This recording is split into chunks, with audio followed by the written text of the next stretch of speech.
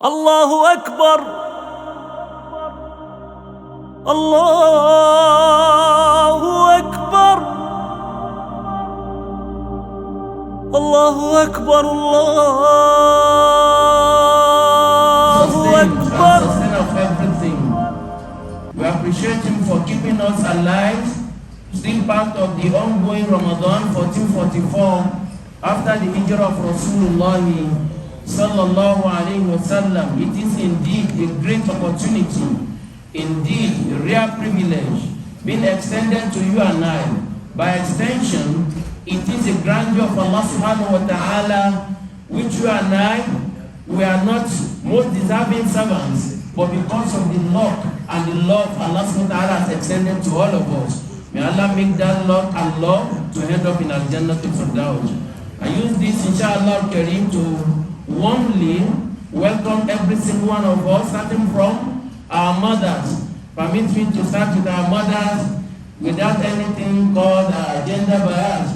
Some of them, even though Allah Akbar, the elders came first, or some women, because in their number, their own number of those who are here presently. And as normally said it, every now and then, we fast, they fast.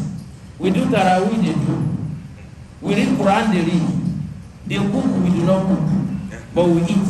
Sahur, they cook iftar, we do not cook, but we eat. Yet, sabiqu ila maghfiratin min rabbikum wa jannah. They are now racing with us, and we are already seeing some of them outrunning men. But I believe, inshallah, even when they get to the gate of Al-Jannah, Allah will say they should wait until their men come, inshallah. May Allah unite all of us together with them in Al-Jannah. Assalamu alaikum wa rahmatullahi ta'ala wa barakatuh.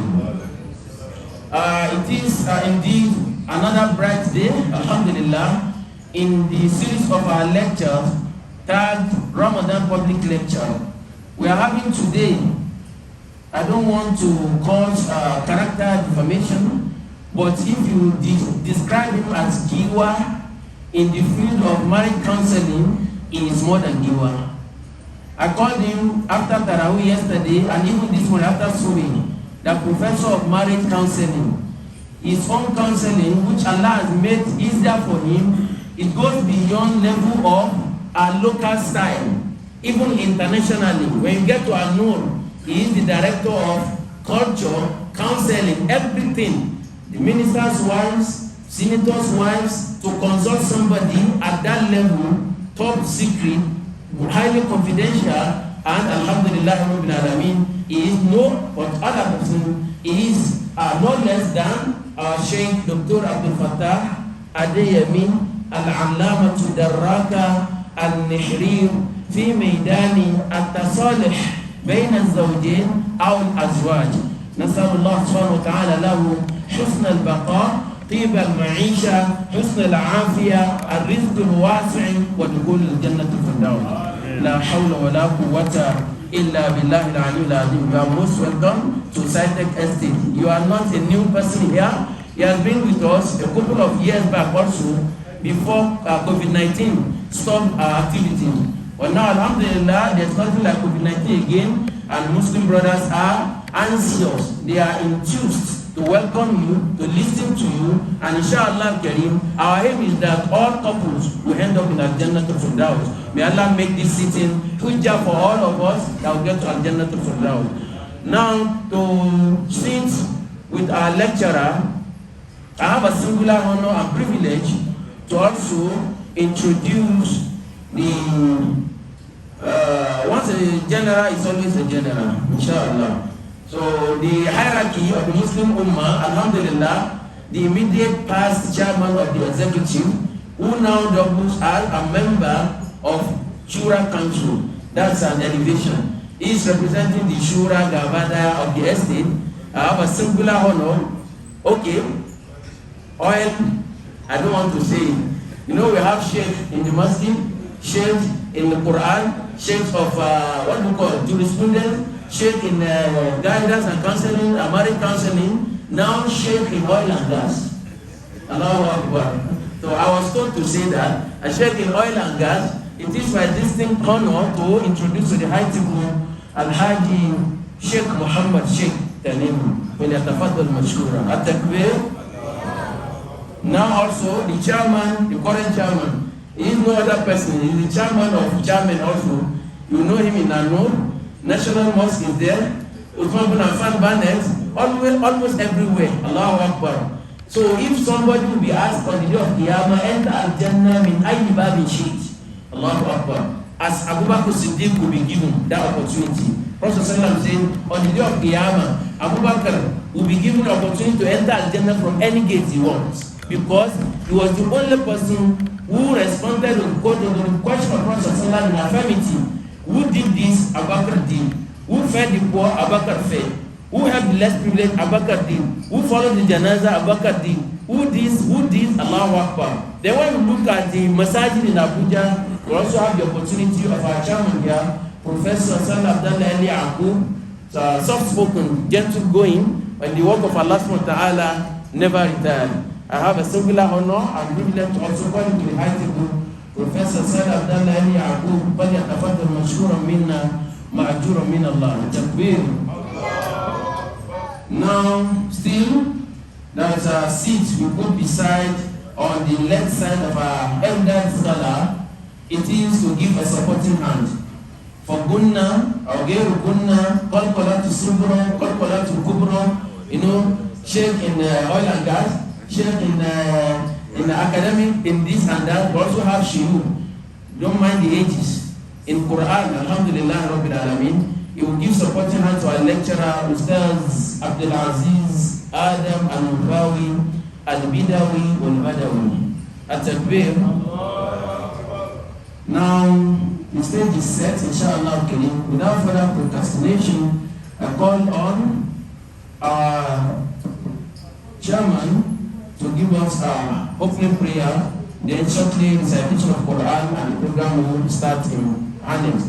Professor Salah Abdullah Yaqub. Assalamualaikum warahmatullahi wabarakatuh. As we give gratitude to Allah, the beneficent, the most merciful, Master of the Day of Judgment. He alone we are worshiping, and He alone we are asking for help. We guide us to the straight path, be part of those who have favored, not be part of those who have anger, and not of those who have gone astray. For Allah give us the best in this world and the best in the hereafter, and protect us from the punishment of the evil and that of the hellfire. ربنا آتنا في الدنيا حسنة وفي الآخرة حسنة وقنا عذاب النار. سبحان ربك رب العزة عما يصفون وسلام على المرسلين والحمد لله رب العالمين. جزاكم الله خيرا. التكبير. We listen to very brief and short recitation from the Naib Imam Ustaz Abbas Sulaiman Azampari. التكبير. أعوذ بالله من الشيطان الرجيم. وإن خفتم ألا تقسطوا في اليتامى فانكحوا ما طاب لكم من النساء مثنى وثلاثا ورباع وإن خفتم ألا تعدلوا فواحدة أو ما ملكت أيمانكم ذلك أدنى ألا تعودوا. التكبير.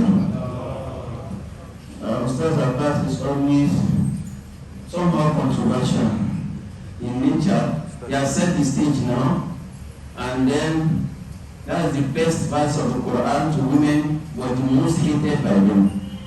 But today we hear from the person Ati Kawsha Bariha, Wadara Baniha, Wata'ama Laqim, inshallah. We listen to it. The word of Allah subhanahu wa ta'ala is like that. Kana amrullahi qadaran maqdura. May Allah subhanahu wa ta'ala unite all of us with the verse in our Jannah to Firdaus.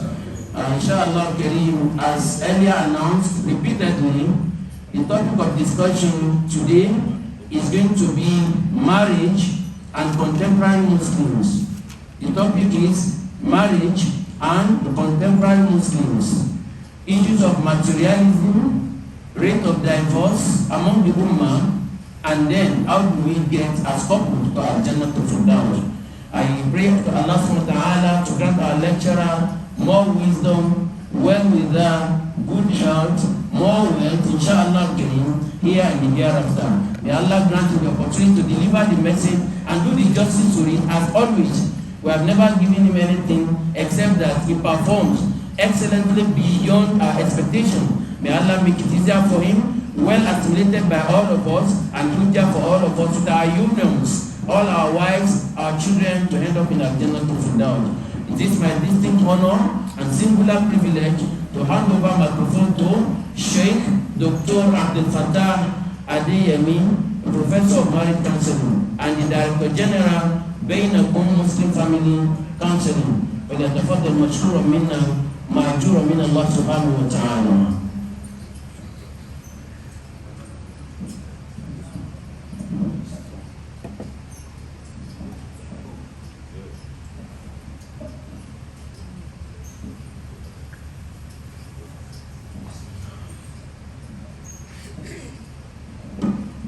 أعوذ بالله من الشيطان الرجيم. بسم الله الرحمن الرحيم.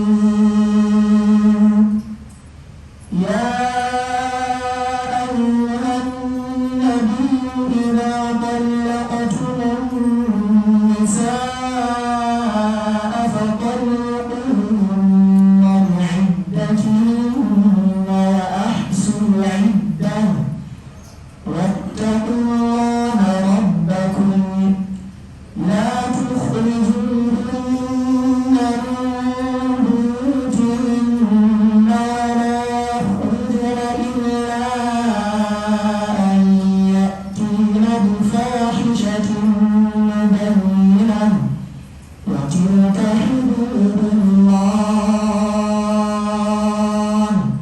ومن يتعد حدود الله فقد ظلم نفسه لا تدري لعل الله يحدث بعد ذلك أمرا. أعوذ بالله من الشيطان الرجيم. بسم الله الرحمن الرحيم. إن الحمد لله نحمده ونستعينه ونؤمن به ونتوكل عليه ونعوذ بالله من شرور أنفسنا وسيئات أعمالنا.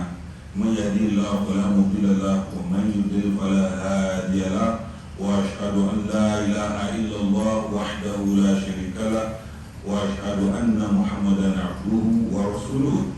السلام عليكم ورحمة الله تعالى وبركاته. My name is Abdul Fattah Adeyemi. I want to greet each and every one of us again and again, and I want to show my appreciation to the management of the masjid for giving me the honor to come here, even though I have not been here for about 2 years now. I feel very happy to be here again. Alhamdulillah, I've met everybody well and fine. And my brother beside me here, that's the shape of oil and gas. I just laughed on Alhamdulillah, may Allah continue to sustain you and support you and your family. And Prof also, we have known for over 20 years. And all we know each other for is all da'wah and da'wah and da'wah. May Allah continue to bless you and bless your family too. And my ustaz there who recited Surah Tola for us. And the Sheikh Azamfari, I wanted to say Al-Khusori. May Allah bless his recitation. It reminds me so much of Khalil Khusori. Alhamdulillah. And our esteemed brothers here that I can see here, especially the Chief Imam, who we have been on this matter for long. And Alhamdulillah, we are able to make it. May Allah bless you, may Allah increase you. When somebody invites you towards good deeds, it's only people like you that will invite you to come and do a good act or a good deed. And I really appreciate that love for the sake of Allah. May Allah continue to bless you and bless your family. All my sisters that I cannot see them, I hope they are there. Can they hear us? Okay, so assalamu alaikum to all of you. I cannot see you physically, but I know you are there. And I pray Almighty Allah will bless all of you more and more and more. Like Imam was saying, you people fast, we also fast. You cook, but we don't cook. You eat, but we eat. Nas. There are so many things that Allah will reward you about. I believe strongly that even in the day of judgment, this is my own thinking, that there will be plenty more women in paradise than men. I don't think anyone is going to doubt me about that. There will be plenty more women in paradise. That some people used to say there are many women in hell, but in my own thinking, as well in paradise there will be many, many more women, because you people outnumber us, and sometimes you will outdo us in good deeds in a lot of ways. If they say a man will have many women in paradise, this is not the same women they are talking about. Yes, we people will be there, and it's only we men that have to work hard to meet you up in paradise there. What you women have to do are very few and very simple. Once you are able to do those things, you observe your salat, you obey your husband, you follow the injunctions of Allah, that's salat till Jannah. Any woman who does that will enter paradise. There are many hadiths of Prophet that just counted 1, 2, 3, 4 things that women will do, and they will go to paradise. So may Allah make it easy for you, our women, to be in paradise.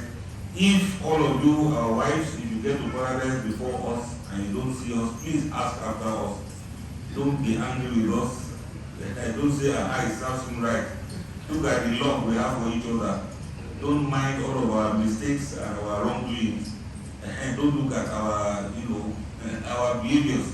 When you get to paradise before us, please ask after us. Because whenever you are there, you'll be able to ask for whatever thing you want. So brothers, better treat them well now so that they can remember you.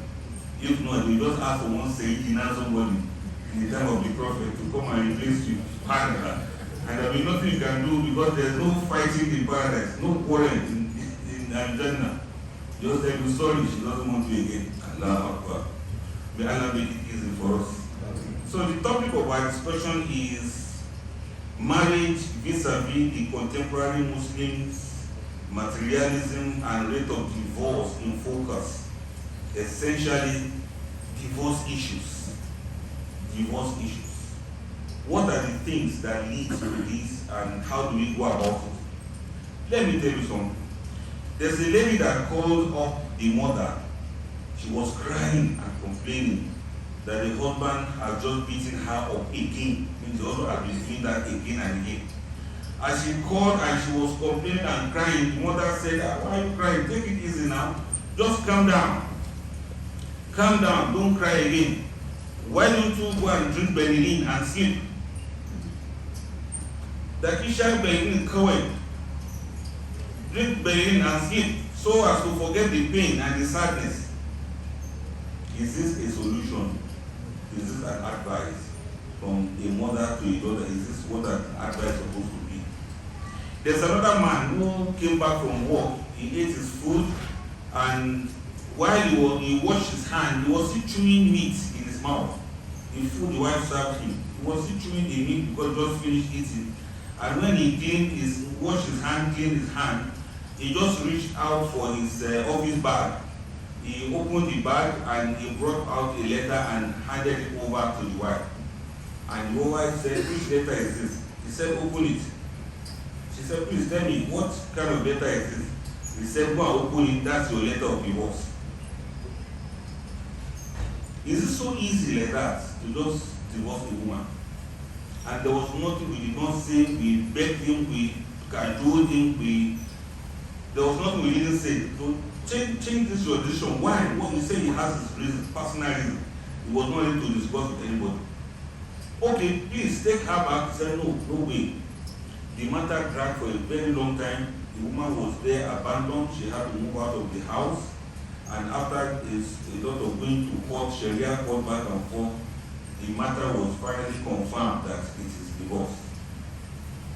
Is it supposed to just be like that? I witnessed a wedding, a very big, loud, and expensive wedding. You know, this kind of wedding that people, people enjoy themselves, people eat a lot. So people ate like 6 wraps of semovita just to prove that they are happy with the wedding. Yeah, you know that kind of wedding that you like to eat and just to show that, look, me, I'm very happy with this wedding. So much so that some people almost went to the MC to go and say, hello, MC, help me announce. Somebody remove 1 meat from my fried rice. And those kind of wedding that people would drink like 5 packs of 5 alive. And they say packs of when they are going home. You see, seeing the guy, the husband, about 3 months after the wedding, he had plaster on his cheek like this, the side of his face. He doesn't have beard like this, so the plaster was just somewhere there. What happened? How's everything? How's your wife? He said, I said, long story to start. What happened? That the wife beat him in that cheek, with teeth, beat him like that. And it was a very big wound and scar that they had to stitch some part of it in the hospital. What happened? What kind of quarrel is that? He said, the wife, can you hear me still? He said the wife beat him like that because the wife caught him with a girlfriend. The wife caught him with a girlfriend and it became a very serious quarrel. Now, because your wife caught you with a girlfriend, that's why she now beat you like that. He said no, that it was more complicated than that. That a bigger fight happened when he was now beating her after that incident. Why were you beating her?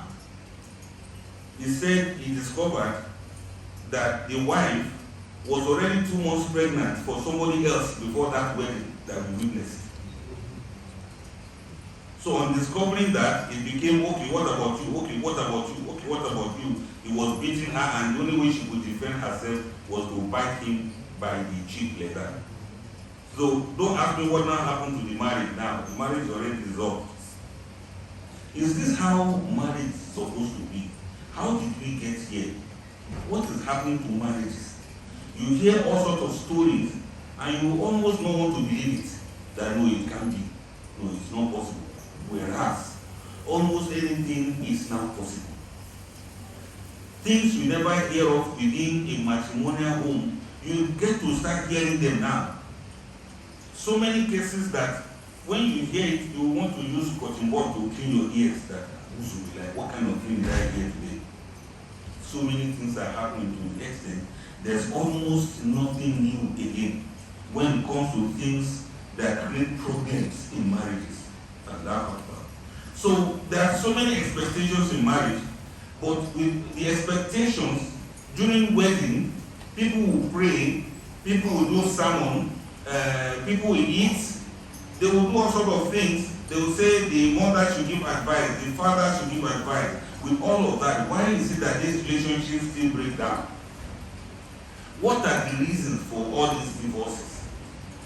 When you observe a young man and a young woman that are about to get married, if you see the way they show love to each other, you'll be so shocked. They'll be chatting every time, they'll be on social media every time, they'll be communicating every time, up into the late night hours. They'll be chatting, I love you to one another. To the extent that some of the ladies, after she chats and chats on the phone, she'll still kiss her phone. Mwah! Let me kiss you good night.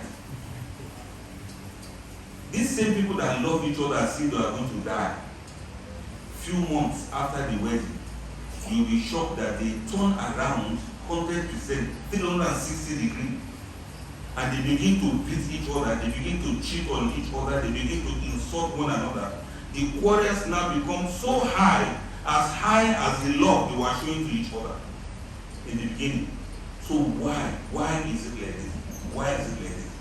Now let me ask you now, in your own opinion, do you think divorce is more prevalent amongst young people than older people? Or is it older people that divorce more than younger people? I need to think very well before you answer this question. Old people who have been married for 15 years, married for 20 years, married for 25 years, because yes, they see divorce.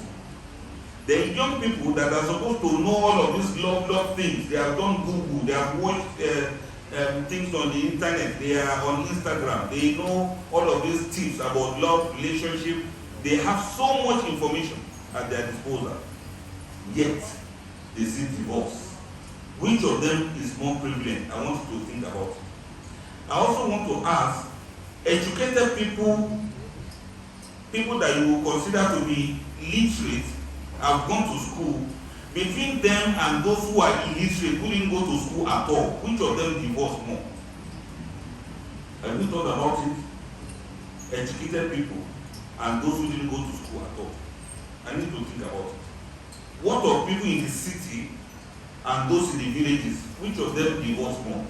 In which of these places do we hear more of cases of divorce than the other? Please look at answer right when you start. You know the answer. Yes, we start behind. Yes. What's the answer? Tell me, please. People who are more educated, they tend to divorce more. Over service. That's interesting. Okay, people who have gone to school. Don't forget, we have professor here.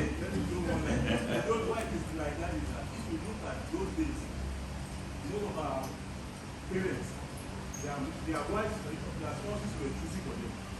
They accepted it. Their spouses were chosen for them. Because they did not know Google. Because they didn't go to school.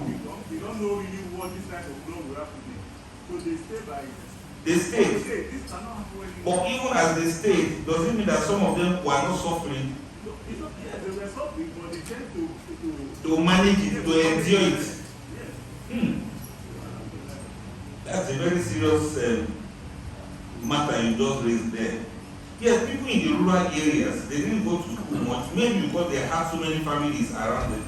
It became more difficult for them to divorce anyhow. Let me put it that way. Anyhow. Unlike nowadays where it is I, me, and myself, where everybody is talking about love as against many other factors. We are going to see as we move along if love itself is not even overrated. This love thing seems to have been overflowed. And what people call love in the real sense is not love at all, it's just interest. I'm interested in you, you're interested in me, so they think they actually love each other. Okay, if people think they love each other, why is it that when they have quarrel as husband and wife, they'll be thinking of pouring acid on each other? So where was love that they were talking about? And that factor. So as far as these things are concerned, it's very difficult to actually take it down. Okay, the rich people or the poor people who divorce more? The rich people divorce more. How are you so sure?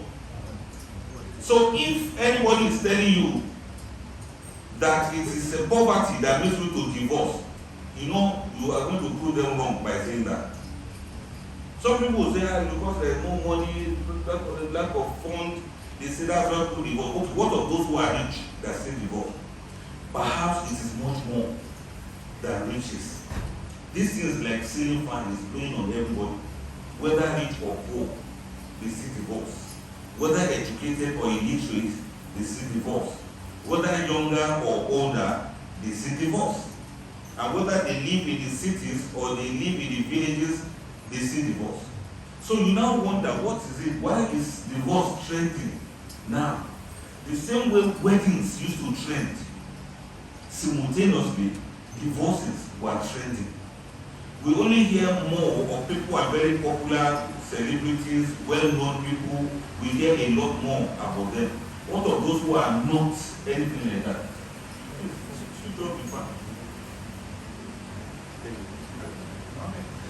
So let's look at it now. In contemporary marriage and family relationship, they are usually formed and maintained in an environment of greater choice in how people can live their lives than what has always been possible before.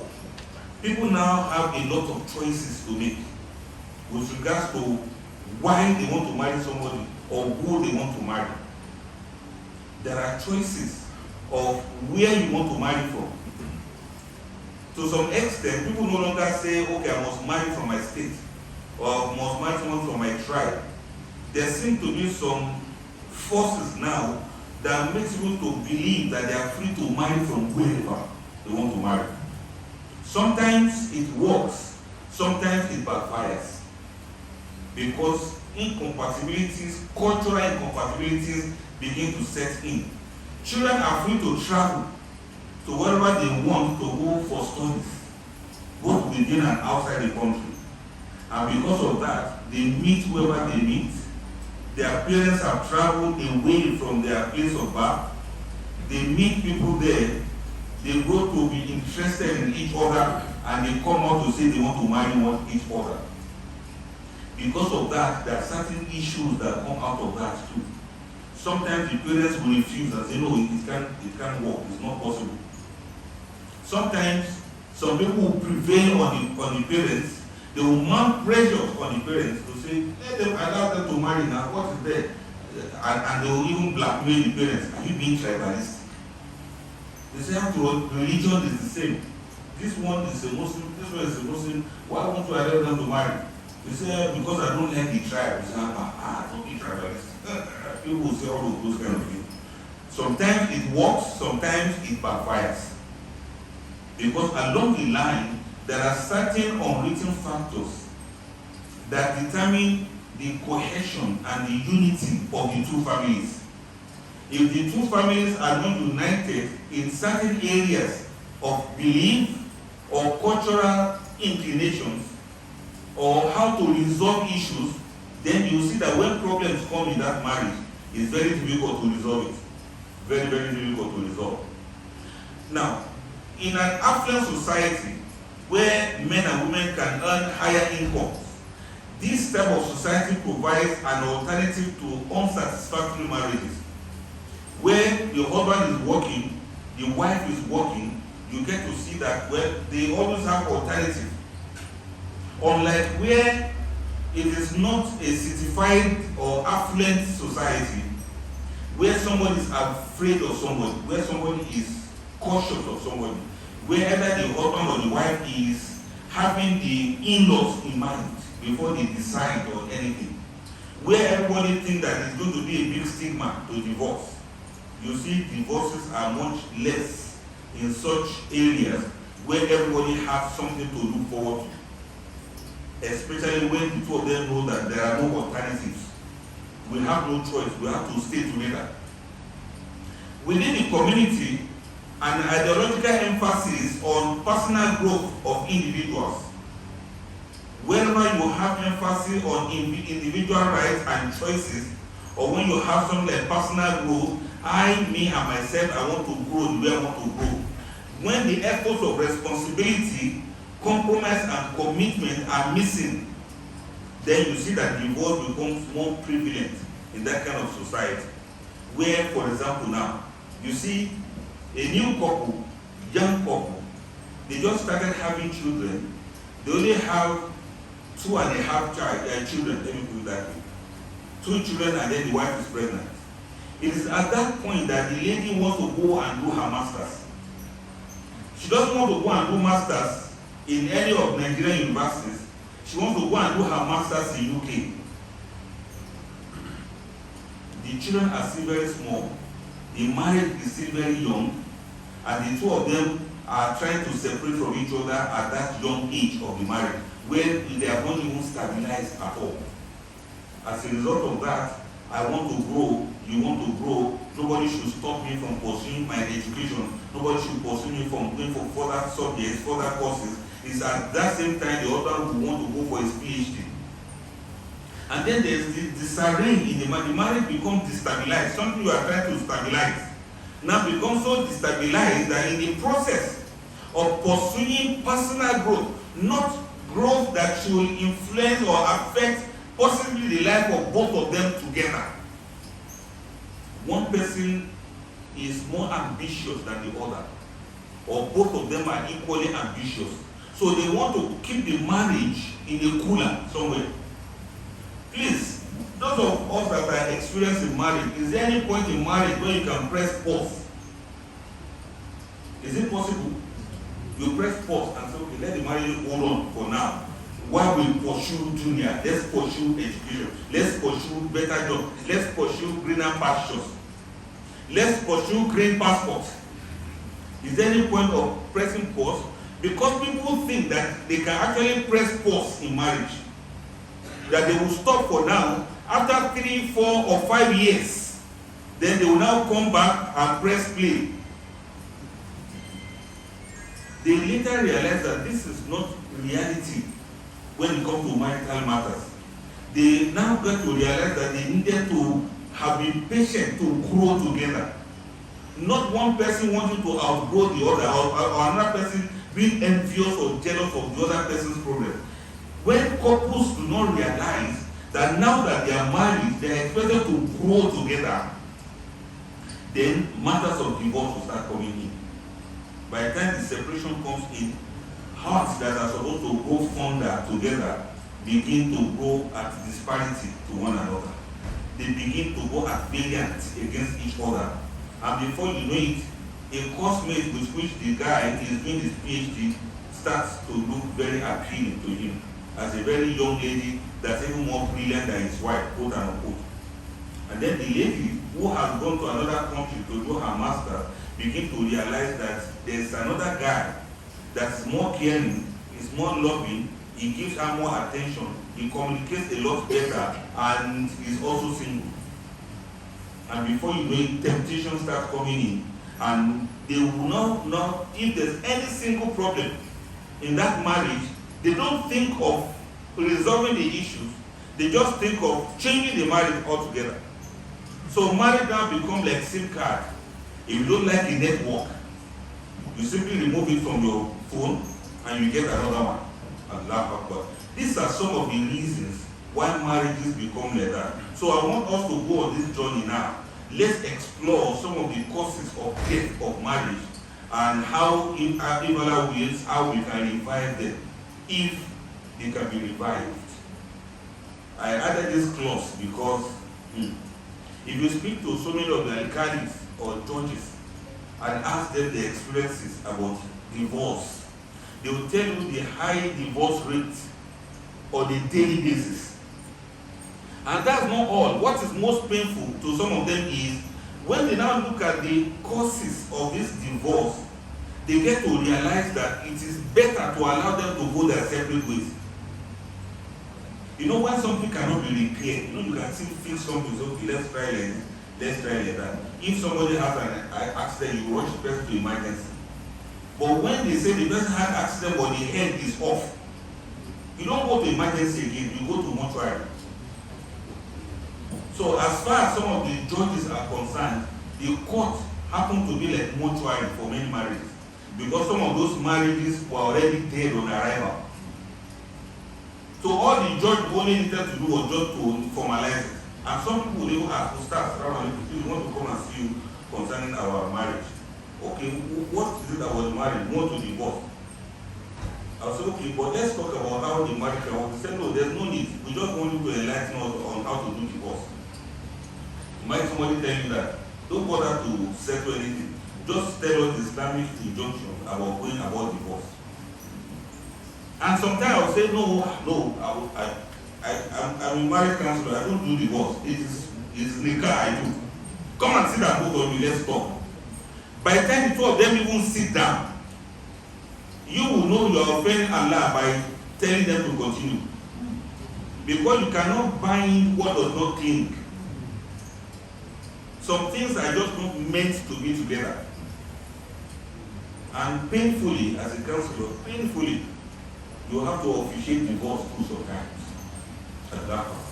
So the contemporary social value changes that we're talking about, the social recognition of a variety of personal relationships and sexual behaviors has led to the ease of divorce. The availability of effective contraception has also led to the ease of divorce. The woman can decide that she doesn't want to have a child for the husband. And there's nothing the husband can do about it, because she feels she has the choice to whatever she wants to be. When you are doing marriage counseling for some people, husband and wife sit down, you now say, okay, what of children? Do you want to have children? One of them will say yes, another will say no. I say, how about, how can you say no, don't want to have any at all? Then she'll say like 1 or 2 is okay for me. What of you, the husband? He will say, well, he would like to have like 5 or 6. Okay, somebody wants to have 1 or 2. Another person wants to have 5 or 6. How are they going to reconcile all of these things? And so sometimes, in some instances, some ladies have committed abortion without the husband knowing. They have taken certain pills for contraception without the husband knowing. Only the husband to later discover, and he feels disappointed, he feels betrayed, and is asking for divorce. Then the higher emphasis on more access for women to education and employment opportunities. This is much more sometimes often than those of men. If you notice very well, for the past many years now, there have been a lot of emphasis on women education, women education, women education. Not only Western education, Islamic education, Quranic education. We kept doing that to the extent that we started having more women that are more educated and better qualified for jobs. And so because we don't want women to be discriminated against, we give them more juicy jobs. If people apply for job opportunities, men and women, we are most likely to give the better jobs to the women than to the men. And where did that one land us? That one led us to an instance where, or to instances where you have more ladies that are well educated and you have less men that are well educated. This is a mistake that spanned over like 20 years. We have been on this matter. Now you see a lady has PhD. A young lady of 25 years already has PhD. And a man of 35 years wants to marry her and he didn't pass his WAEC. So what kind of work are you going to do now? How do you reconcile it? How do you make them to be compatible for each other? A lady is so brilliant and intelligent, she came out with first class in her undergraduate. And because of that first class, she has opportunities to go for masters. And she's married to a man who says, no, my wife will never go to school. And he will say he prefers to marry a secondarian. This one man I heard say that. He said he prefers a secondarian. So what does that mean? He said a lady that doesn't have more than secondary school. I said, why? He said, I pass and if they go to school too much, they won't hear what. Now, if you want to give your daughter's hand out in marriage, are you going to give a lady that has PhD to marry somebody who didn't go to school? The problem we ran into was because we didn't balance it up right on time. We did not balance it up to ensure that the way the girls are going to school, the boys are also going to school. Now we have more responsible girls than responsible boys. We have girls that have been so well trained. Look, some people came for counseling. Look at husband to be, look at wife to be, premarital counseling. I was, doing, there's counseling. Sometimes we do counsel. Counsel is to do wazi or to do admonition for them. Counseling is to do therapy. If there's any problem, you begin to use psychological means to resolve the issues. That is therapy of counseling. But usually I do counsel. That is wazi for them. This is what Allah says. This is what Rasulullah has said. These are Allah's injunction. Allah says this. Allah says this. Ya'izukum Rabbukum. Your Lord is, admonishing you. Watilka hududullah fala ta'taduha. These are the boundaries and limits of Allah. Don't transcend them. Every time I was quoting a verse, that lady was completing it for me. I will start an ayah, she will complete it. I will be reading an ayah, she will read it along with me. I will give an ayah, she will say, aha, she remembers one hadith that also says something like that. I'll say it to me, she will say it. All the while, the husband to me, you don't chill in one corner looking at us like this. You don't chill looking at us as if, what do you want me to do? So at the point I noticed, he was not talking. I said, you will start. He said, no, I'm not to start. That's okay, you are not to start, but I noticed you are not joining us in this recitation. He said, because I can't recite. I said, Gaskia, for real, you can't recite. He said, I can't recite. I said, okay, you can't recite like Imam of Makkah, but at least you can read Quran. I said, no, I can't read Quran. You know what the lady now said? They didn't say, Ustaz, actually, I'm just thinking that when we marry, I will enroll him in Islamia. I said, even calling that Baghdadi, Alifun, Bakun, Ta'un, Ta'un, he said, no, he never had opportunity of doing that. If you are me, what are you going to say?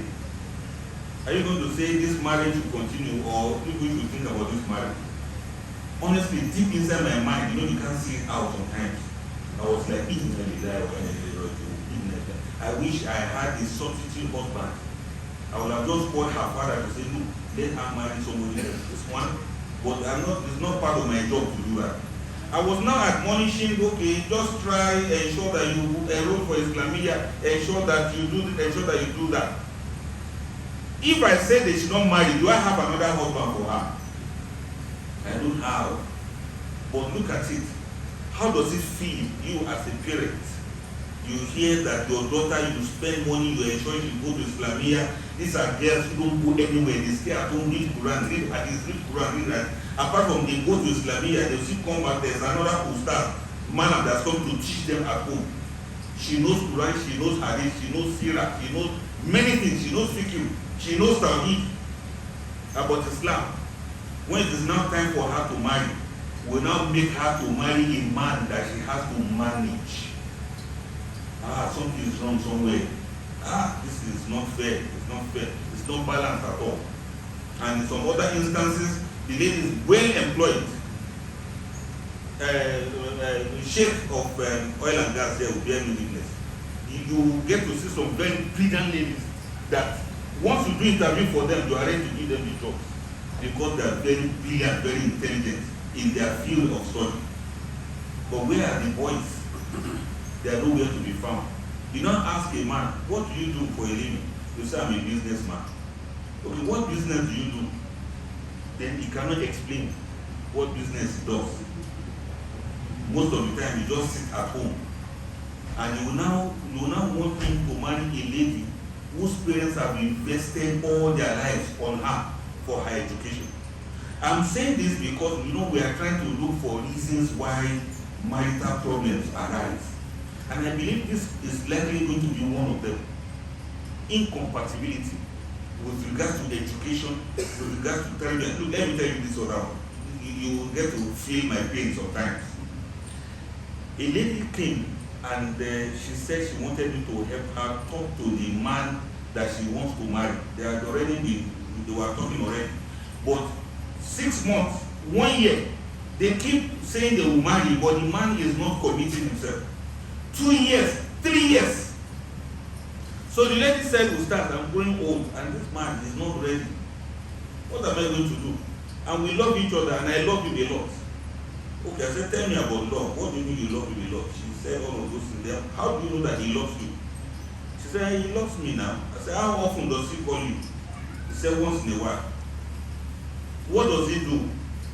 He doesn't have any particular job for now, but inshallah, when we get married, we'll look for a job for him. Then I asked some other questions. And I said, but from the way he's responding and not responding, she also said he has anger issues. He gets angry a lot. Whenever he's angry like this, he will not talk to her for 2 weeks. I said, you still want to marry him? She said, yes, now, I love him. Okay. So what other thing do you think could be delaying his commitment? She said, he has one problem that she wants me to call him and talk to him about. And what is that problem? He doesn't pray regularly. Okay, we are going to do what for you. What other problem? He smokes in their home. So inside my mind, I was almost going to say, but what is wrong with you now?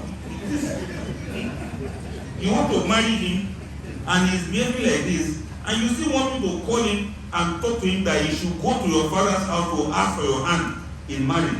Are you sure you really want to do this? He said, Ustaz, don't talk like that now. Don't you believe in dua anymore? I'm going to make dua. Inshallah, it's going to change. He even promised me last year that I was going to change. I told him, from last year till now, did he change? She said he's working on it. He's really trying to start. He's really trying to. He was saying that to me. Can that marriage last? Even if they should go ahead and marry. So I'm giving you these examples for you to see that some marriages are dead on arrival. There's no need talking about divorce again. That marriage did not even look like something that should hold. Then you get to see prevalence and social endorsement of single parenting. Have you heard of baby mama before? To be a single parent is not a big deal anymore. So a lady, rather than stay with a man or make a marriage work, she can just give birth to 1 or 2 children and decide to stay on her own. 1, she has a good job that she's well paid. 2, she has her own accommodation in Abuja. 3, she has a very nice car. The type many men want to marry her because her car is better than their own. And another reason is she doesn't want to be under anybody that will control her and tell her, don't go here, don't go there, sit down or stand up or sleep or wake. Because nobody bothers that the lady is a single mother or single mama. They are more encouraged to leave the marriages. And the men too, it's easy for them to just walk away from the marriage because part of what makes a man to feel that he has control over a woman is the fact that he's the one feeding her, he's the one taking care of her, and is assuming his responsibilities on her. Those are some of the reasons why a man will still feel he is in control. One of the things that makes a man to feel like a man is the fact that he has what the woman needs. He has what the woman wants. When there's a woman that the society has built, and this woman is so built that she doesn't need anything from any man. If you say, okay, she's supposed to need a man that will be sleeping with her, she can easily keep boyfriends that she will even pay them to be around her. And she can use any of these sex toys to satisfy herself. So where is the role of the man? Where does the man fit into her life? She has cook, she has driver, she has messenger. And she also occupies a good position in her office. She's the one that's the owner of her own house, and she's the one paying all the bills. Where is the space for a man in her life? There's no space anymore because she can hardly find a man that can fit in. So when the society sees her like that, they excuse her. They say, don't worry, just stay. If you don't get a man, no problem, just stay. So she'll be the single mother, and then once in a while, if there's need for a father to show up, she can easily call her elder brother to do that for her. Many things are going wrong in this society and nobody is talking about it. Because the society condones it, the society accepts it. Sometimes, while you are busy blaming these ladies, then you look at the other way and say, come to even think of it, which man will now marry her? Many of the times, one of my friends told me, this person, I think he's retired now, he was a very top bank executive. He said he used to have a colleague then, a female colleague. This lady was already 42 years old, no husband. Not that she divorced, but she had never married in her life. And one day, he overheard her negotiating to buy a house, to buy a property. I cannot remember the location in Abuja, but something like a very nice place in Abuja. And she was negotiating and everything like that. They agreed, and then she agreed that she would wire the money to the agent who was buying the house for her. This, my friend, now turned around and asked her, I heard you trying to buy a house. Very expensive. How come you are buying a house like that when you don't have a husband? She said, well, I'm buying it to keep. Any man that should agree to marry me, that will be my gift for him. You want me to say it again? I don't have her contact. But let me say it again. I didn't ask for her contact, so I don't have it. She has a house that she stays already. She just had to buy that one and keep in case if any man shows up to marry her, she will give that man that house as a gift. Despite that, no man showed up to marry her. You know what she now did? She now went on leave to Ibadan from Abuja. She said she wanted to go for studying. She got to Ibadan, do one or two things, looked for one young man to be her boyfriend, gave him a lot of money. They were doing dinner together, and as Allah wills, after about 3 months in Ibadan, she got pregnant. So she quickly came back to Abuja without telling that man that anything happened.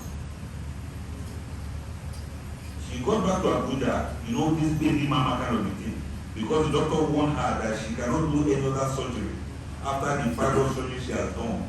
If not, her womb will be removed. She had to get pregnant, or if this fibroid should grow again, then she can't have any child again. That was what she was trying to resolve. So she went, got the pregnancy, and came to Abuja. On getting to Abuja, few weeks afterwards, pregnancy came down. So she went into depression. It is that depression that brought her to me, and she was explaining these matters to me. Because this her colleague, who happened to be my friend, recommended that she should come for counseling and therapy because she was depressed.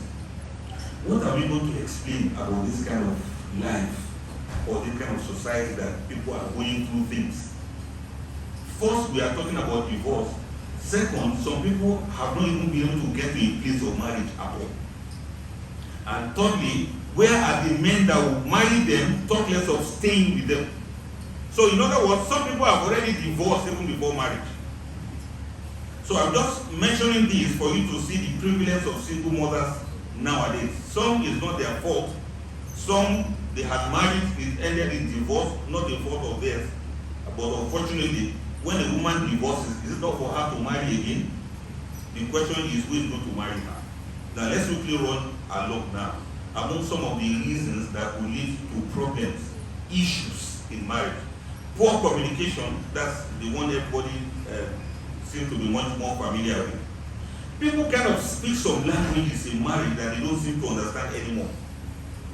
They don't know how to communicate, they don't know how to verbalize, they don't know how to say anything. Some people are in a relationship where there's emotional erosion to the extent that they are not being understood and they cannot explain themselves.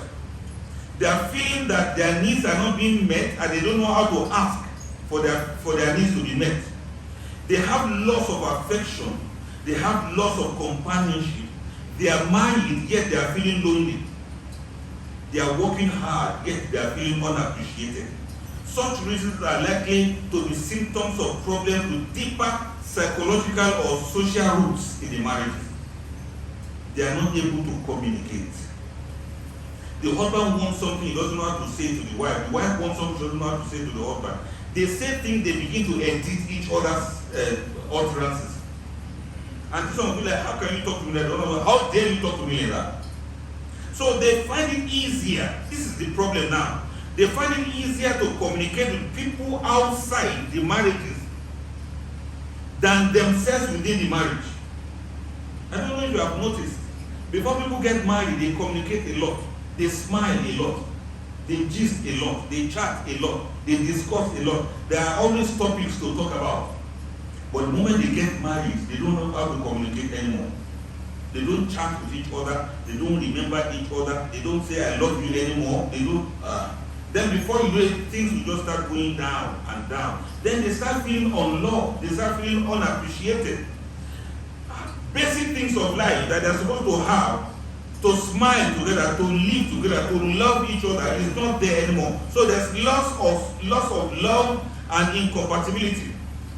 And many marriages that they thought was based on love and feelings, by the time they get married, they cannot communicate that love and feeling anymore.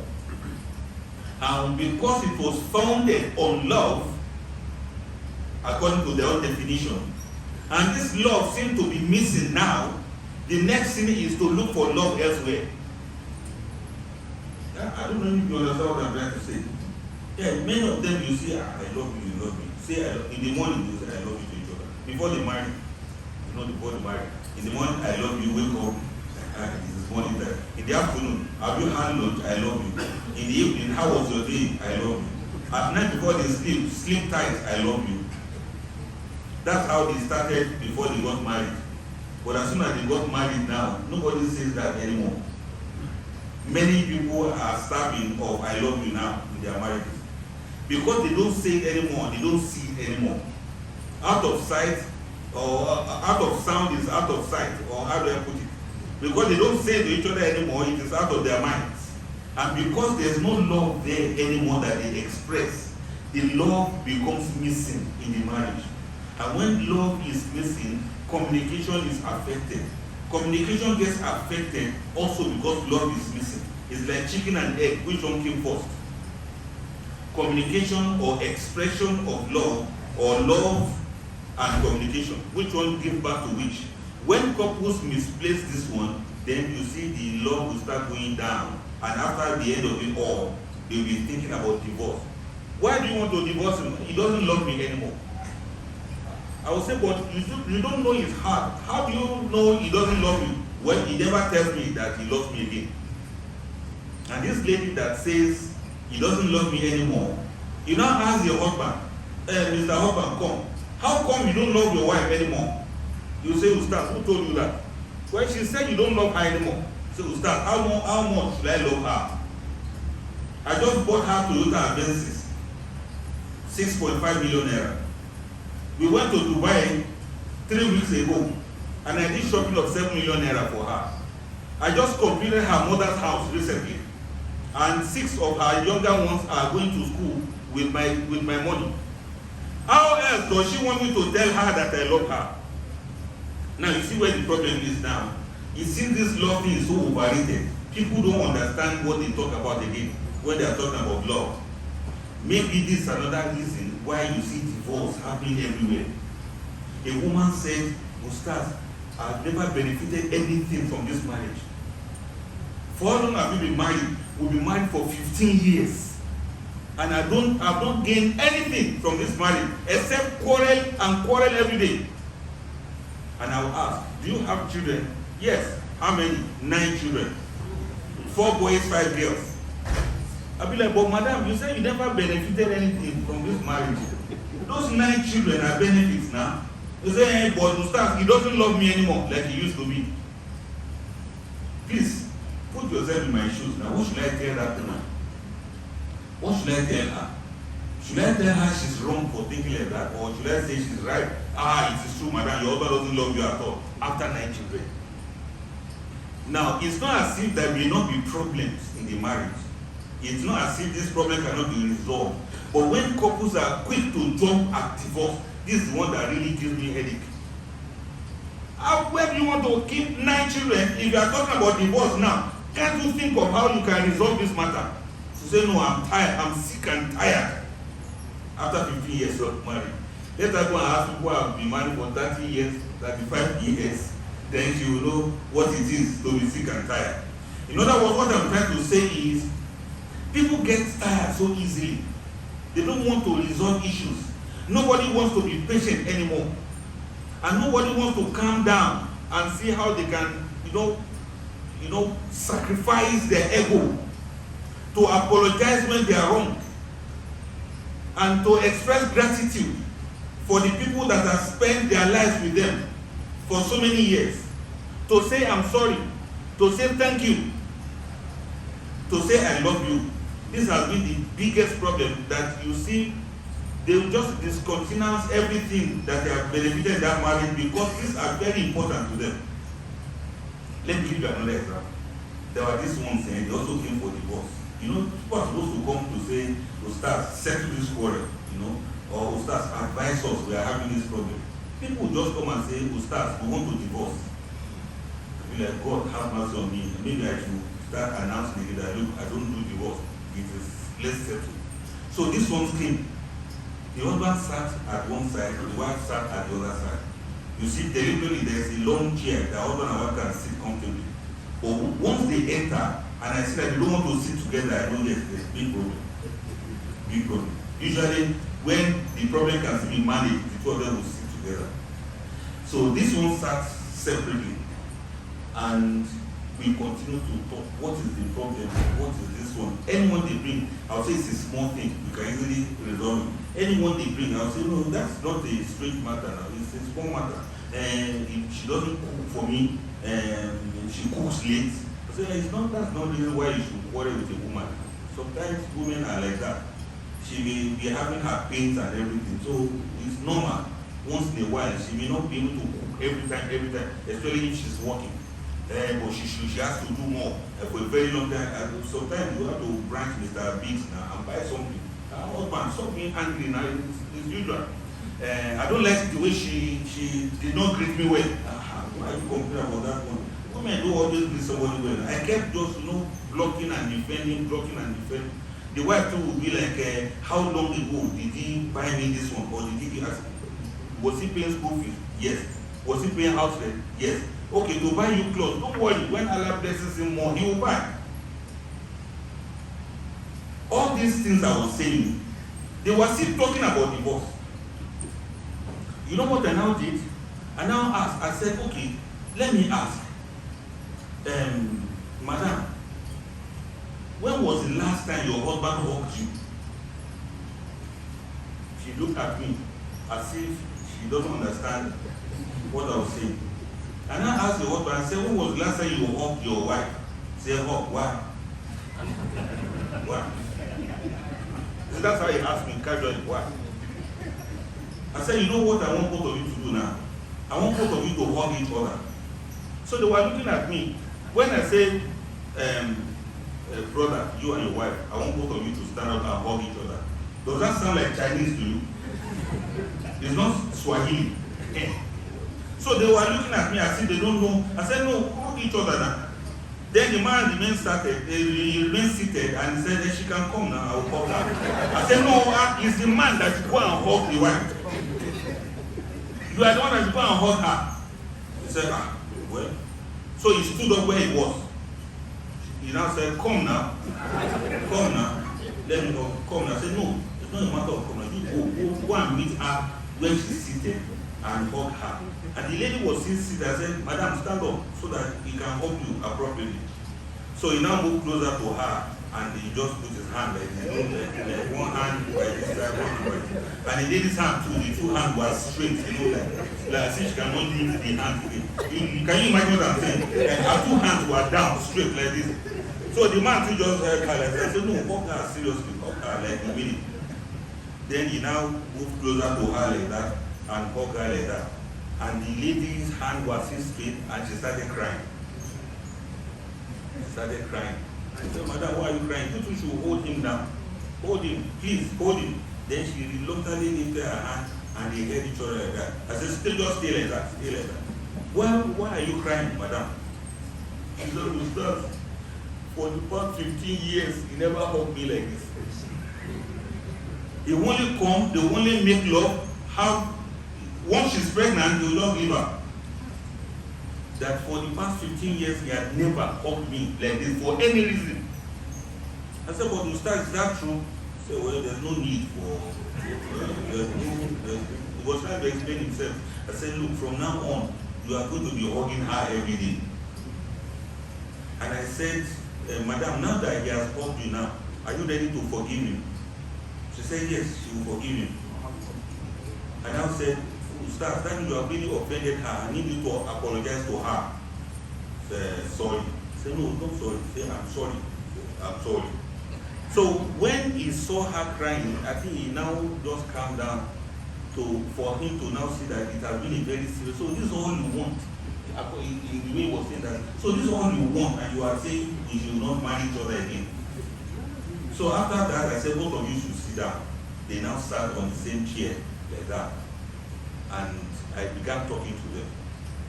You see, that lady has been starving of good words from the man. Just for him to appreciate her, to appreciate all your sacrifices. I know that I didn't have anything when you married me. As a young lady, I was supposed to have taken good care of you, but I didn't have enough. Now that Allah has blessed me, I'm supposed to take care of you, but I didn't. And apparently that was what happened between them. Now, you see, when people talk about divorce, it doesn't have to reach that extent. It is because there are some languages that they are not able to speak to each other. That is why.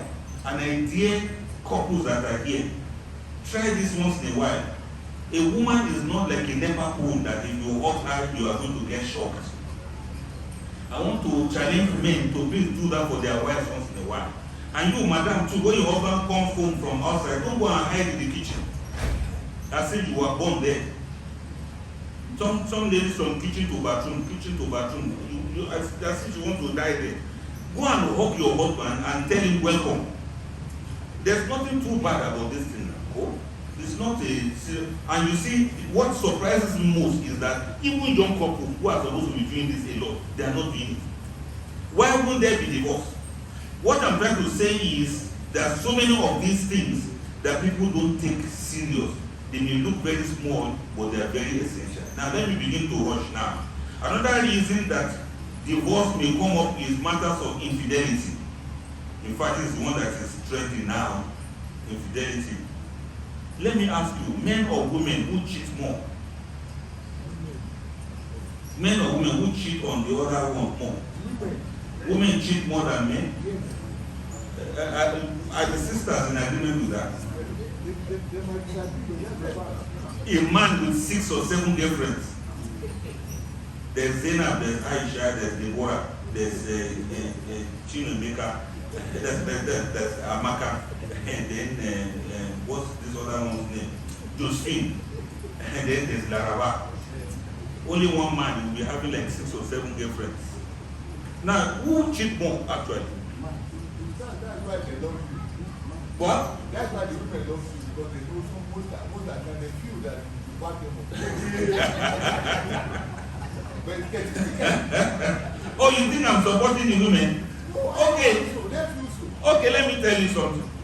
If you think that it is men that cheat more, my question is, who do they cheat with? Who do they cheat with? They cheat with women. So it's 50-50. You can't say it's men that cheat more or women that cheat more. It's 50. In fact, permit me to say that some women will cheat more than the men. Allah Akbar. There are matters of betrayal, loss of trust, Allah Akbar, indifference and growing apart between husband and wife because of infidelity. One single act of infidelity will destroy the trust that you have built for so many years. And I want husband and wife to be very cautious of this. Infidelity is not a joking matter. There are so many temptations out there now. So much so that a man can avoid chasing a woman because he has iman. But when the woman is chasing a man, he hardly can escape. Do you want me to say it again? Yes, a man can avoid on his own not to chase a woman. But when the woman is chasing that same man, he cannot escape. Men are not that intelligent when it comes to matters of desire, shower. You will see intelligence and iman will take a bow before desire and pressure to shower. Let everybody be careful. There's no excuse for zina in Islam. A person may go to a place there's no food for you to eat except pig. They say instead of you to die, rather than for you to die, you should eat a little so as to keep alive till you get to where you can have good food to eat. Right? But there's no excuse for zina to say, okay, if another lady is appealing to you outside, then you can sleep with her because you are not enjoying the wife in the house again. There's no way it is written anywhere. And there's no excuse for zina for a woman either. Because okay, if your husband is not having time with you, then you spend time with another man. There's nothing like that. So it's an offense against Allah subhanahu wa ta'ala. And unfortunately, people just take it for granted. People just, Allah Akbar, Allah Akbar, Kabira. Yes, Allah. A couple sat before me, and what brought them was the fact that the man was cheating on her. And the worst part of it is that he was cheating on her by sleeping with his boss's wife. The man, his own boss in the office, the wife of his boss, the chairman of his company where he works, he is sleeping with that woman. And his wife in the house got to hear of it, and the wife called his attention and warned him, and he threatened her that she shouldn't bother him because that's where he is getting money to feed the family. What kind of excuse is that? And honestly, the man didn't deny it. He was there and said, it's true, that It's true, sir. It's true, sir. I was holding Bible. I wanted to throw the Bible at him. What makes you to do that? This is boss. Is such a well-to-do man that this man can put him in jail for a long time and nobody will remember him. Yet, now you see how unreasonable it is. When people begin infidelity, they don't know when to stop. They keep going and going until it ruins them, until it destroys them. So this is another reason why there's so much divorce. Some people believe that they can easily get somebody else to sleep with or to sleep with them. Rather than work on a marriage that's not working or where they have sexual incompatibility, rather than go for sexual therapy, they want to cut corners. May Allah save us. Let everybody beware. It's a very serious matter. Nobody should cheat on the other. Manage your marriage as it is. If there's any incompatibility sexually, resolve it. Go for therapy. And the highest a man can do, we say a man can marry another wife. What of the woman? Is she going to marry another husband? No. You should solve that problem first. It's only if the problem cannot be solved that you now think of some other solution to that. May Allah have mercy on us. There's also the physical or mental health issue. Many people that you think are normal are actually not normal mentally. This is another matter I want us to bear in mind. Some people are not normal. Some people have mental problems. Many people will think it's just anger. They say, he gets angry so much. Someone gets angry and he strangles the wife. You say the woman has a lot of anger. She gets angry and she slaps the husband. I've seen a lot of that before. Of a man that will come and will be crying that, she beat me again, she beat me. You can't be a counselor if you are laughing like that. No, you won't laugh. You won't laugh. You'll be like, yeah, sorry. She beat me. People are laughing. Is it because of men don't come out and tell people that their wife beat them? When they talk about domestic violence, women are even more violent now. Yeah, they are so violent to the extent that they will deal with the man. And there's nothing you can do about it. Okay, will you go and report at the in-laws place? Assalamu alaikum, your daughter beat you.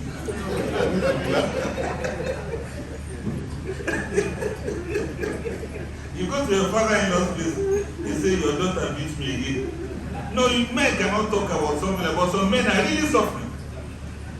Domestic violence, because the woman has problem, it's mental issue, psychological.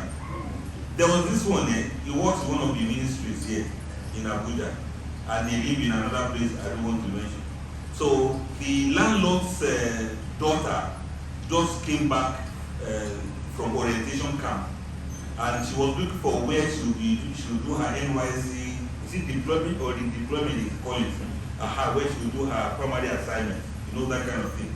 And so the landlord told the daughter to go and meet this brother who works in one ministry if they will accept the girl to do her primary assignment in the ministry. So they stood in front of the flat of the man and they were discussing. So the man said, okay, bring your CV, bring the letter, that you are going to, fill up for change of whatever. He was asking for those documents. Then his wife came back from outside. As soon as the wife saw the two of them like this, she just went straight, entered into their midst, faced her husband, and poor. Slap. What are you doing talking to her? What do you want from her? And it was auntie, sorry. When she looked at that one like this, that one just ran away. So for it not to become an embarrassment, she slapped the man and the man just went quietly into the house. It's the man that was telling me this by himself. He went to the house and the woman followed him and locked the door. And the whole thing started. This one that was saying, she beat me. She beat me, she beat me. I couldn't say, why did you beat her back? You know I'm not supposed to say that. I'm not supposed to say that. For such issue, you people will think it's just anger, but it's a mental situation. It's a mental health problem. And this woman, eventually, I got to see her. I said, but why? Why did you do that to him? She said, he pissed me off. That's what she said. He pissed me off. He got me angry. That is why. And the man said, oh, Ustaz, I didn't even tell you the day she wanted to use pillow to strangle me, to suffocate me. I said, is it true? She said, yes. And when we were fighting and I saw that he was not going to stay put, that I used the pillow. I said, you want to kill him? She said, he's my husband, I can't kill him, but I just wanted to hold him down. The man said, look, Ustaz, I almost died that day. I almost died. She almost killed me. Please tell me, which of them has mental issue? The husband or the wife? From this story, I've just two of them. Both of them have mental issues. Yes, there's them we call it in psychology. Either the man is a masochist and the woman is a sadist, or the other way around. A masochist is someone who derives pleasure from pain inflicted in them. If they have not done that to him, he will not feel happy. May Allah save us. But if it is like that, people should go for therapy. It's not every time you tell people to divorce. You have to know their issues and find ways of taking them for therapy so that the matters can be resolved. There are many more examples that we can see that's happening nowadays. There's another case of a man that they reported him to me that he used to beat his wife. And this brother, we used to pray together in one masjid where I used to live. So I said, no, it can't be. I'm so disappointed. So I said to him, but I heard that you normally beat your wife like this. It's not fair now. How can you do that? What were you thinking? I was already blaming him without asking for what happened. And he said, Mr. You didn't even ask me what happened. Okay, so what can a woman ever do for you that you beat her to the extent that the neighbors were the ones who are now telling me this kind of thing? He said, I normally beat her like that late in the night. And it is whenever she's shouting, that's why the neighbors used to hear. He said, why late in the night? He said, my wife, that's his own wife. Okay, he said his wife doesn't enjoy sex unless he beats her. That it is when they are doing it and he's beating her, that's when she enjoys it more. I said, really? He said, yes, Ustaz. That Wallah is very Allah. If he doesn't do that one, she will not enjoy. And she is going to have been saying, oh, yeah, I need to feel it, I need to feel it. You know what I said? I said, then the beating has much more. Don't let it be that the neighbors will now hear what you are saying. So I eventually recommended a female sex therapist to attend to her. It's a mental situation. It's a mental health issue that she needed pain to. That's the kind of thing we call messages. She needed the pain to feel, the coitus arrangement they were having. So many things happen. Another reason for divorce could be drug addiction. This one is very prevalent now. Men do it, women do it. When it gets to a certain stage, it leads to brain damage, and these couples may not be able to stay together. Another one similar to that is visual addiction, that's pornography. When a man has indulged too much in pornography, his wife is no longer okay for him again. He's not satisfied with the wife again, and the next thing is he wants to divorce her. And some of these men, they patronize brothels, they patronize these street line ladies, these ones who stay in some places. Anybody knows where some of them stay? Anybody knows? You know the girls I'm talking about? Who knows where they can be found? Nobody wants to. None in this masjid. Okay, nobody knows. I'm telling you, some of them you wear hijab. So that you brothers with game, if you are driving and you pick them, nobody will suspect. They do that specifically, deliberately and strategically. Yes, they do that all around. So some of the brothers, this thing I'm saying to you, you are thinking it's some people far away. There are brothers with this mental issue that will do. If a man wants to divorce his wife because she refuses for him to sleep with her from her anus, And he's a Muslim brother. So when we talk about mental issue or matters, don't stop thinking some people that are like that. There are people amongst the Ummah who have these problems. Now this lady kept asking for divorce. People kept telling her to stay until one day when she mentioned to start, the reason why I'm divorced is this, let me open up to you. This is the reason. I've refused him, and because of that, he said I should go. And I'm ready to leave him than to do that because it's haram. So if you are the counselor, will you tell her to stay? Now you see the man needs orientation. He needs somebody to look into his matter. These are some of the issues we have. Men that are given to masturbation, who will not touch their wife for 6 months, for 8 months, yet they keep masturbating. At the time when the woman is tired, she wants to go. And it happens the other way around too. May Allah save us and have mercy on us. Conflict about roles and responsibilities in the family can also bring about this. Many ladies have read too many books. They have gone to so many schools. I'm not saying going to school is bad. But when a lady starts saying that, where is he reading the hadith that you cook for my husband? You need to ask, what have you been reading? Some of them will prefer to listen to fatwa of some sheikhs in Saudi Arabia. They want to compare the culture of those homes to their own culture here in Nigeria. And the lady will say, no, she can't cook because Sharia didn't say she should cook for her husband. How do we resolve this kind of matter? These are some other things that can lead to divorce. Now coming to external factors, friends and bad influences can also lead to marriage breakdown. Work-related demands and pressures. When people become workaholics, they don't know how to balance work and family life. Gradually, they begin to disintegrate. They become like a tree with one trunk and 2 branches. They grow in different directions. Because of too much work, they don't have time. During a talk yesterday, I was asking the men there, I said, when was the last time you had a decent lunch with your wife? During working days. And many of them were looking at me and saying, what do you mean lunch? Lunch with their wives. They hardly do it because there's too much work to do. But the suggestion is, why don't you take your wife on lunch once in a while? Many men will spend many years at home, they don't have any lunch that makes sense because of work. And these are things that create the bind between husband and wife. Eating together is one of it. When was the last time husband and wife eat together at the same time, even if not in the same plate, but at the same time? These are things that can bring love and closeness between husband and wife. When it comes to eating together, talking together, discussing together, doing things together, many people are missing out on this. Now, is it after retirement that we will not have time for each other when our youthful age has already started packing up?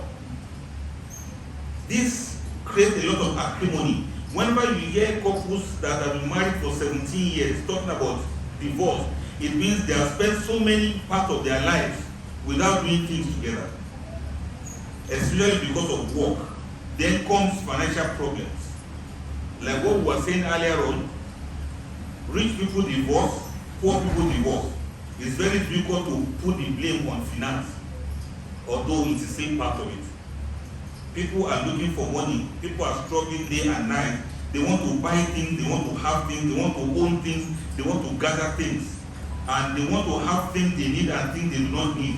At the end of it all, so many of these things will eventually leave them behind. They want to use things and things will be using them. Because of the finance we want to look for, because of the money we want to look for, we have sacrificed the marriage itself because we are looking for dunya. Materialism has made people to turn their backs against each other. We want to buy this car, we want to buy this house. We want to live this kind of lifestyle. I want to be like those people that we are looking at in the distance. This is another problem, a very major problem. I'm not saying that people should be irresponsible, but I'm saying that not all marriages will start up to be very rich from the beginning. Many of you, the elders that are here, you know that there's a way you started your marriage and you build up gradually to become who you are today. These young people are not ready to go through that process. And I think that's one of the reasons why there's so much divorce. They are not ready. The ladies are not ready to sacrifice to any man. and the man is not ready to be responsible either. So if people can check this out, maybe the divorce rate will be reduced. It may not be as much as the problems that we are having now. I was talking about family interference also, because at the end of it all, some of these families, Allah Akbar. Look, brothers, when you marry from some families, those families, they are like cults. They have a way of doing things that they will exclude you. They don't want you to be part of them. Even though you have married their daughters, they have a way of keeping you at arm's length. And for some women too, you marry to a family and they behave as if it's a cultist family. If they are discussing something of importance and you get there, they'll ask you to excuse them. Because of that, if there's any problem, they are ready to side their son against you. In some other instances, if there's any quarrel, they will take side to their daughters. I've heard of so many instances where the mother will call the daughter and say, look, if you see quarreling with you, pack your things and come back to the house.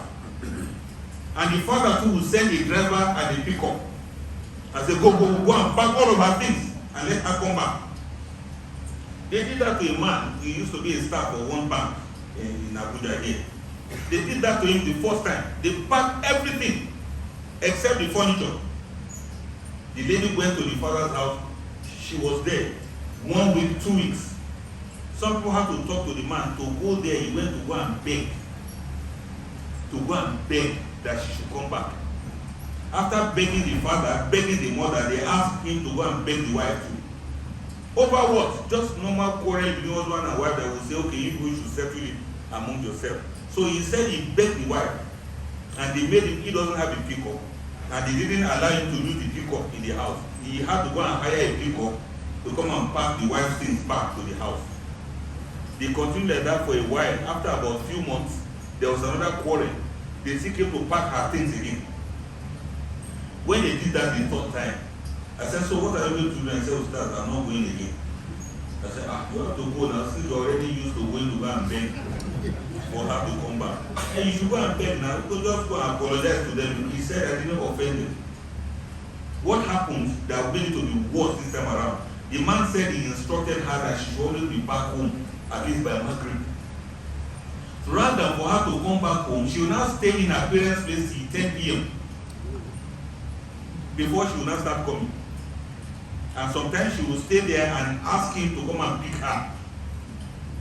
So this time around, the man was angry. He said, no, I'm not going to go and beg her to come back again. After about 6 months, that the man didn't go to bed. It is when someone like me now got to hear more of the details. When they now reported the man to me officially that he's so irresponsible. Can you imagine the stars? His wife has been with her for 6 months. He didn't come and take his wife back. I say, his wife? You are now saying that it is his wife. If it is his wife, when he commanded his wife to come back home, you should have allowed your daughter to listen to him. They say, we didn't know that you would have gone like that. We didn't know that you would have gone like that. So we still beg the man again to go and beg her. The man said, let the father bring her things by himself. And it became another, you are insulting all that. So you are insulting all this. After 1.5 years, before one by one, some relatives began to help her carry one bag, go and drop in the man's house, another bag, go and drop in the man's house, another bag, gradually like that. After 1.5 years, what kind of life is that? If not that the brother, when people are able to prevail on him. If it were you, I'm sure you won't take that woman back. Talk less of me. Don't think I'll be a nicer person. I'm also a very, very, let me not say it. But you see, so some things have to go in some ways. You understand what I mean now? There may be children problem, lack of children or too many children can be another problem that can lead to divorce. Then life cause factors, some things that happen in marriages that couples did not see coming. And then I always say to the couples that sometimes the first 5 years of marriage are usually full of problems, but they don't know. The first 5 years is not many couples who can survive the first 5 years of marriage, because there will be nothing less than 2 occasions where you want to divorce each other. Minimum of 2 occasions.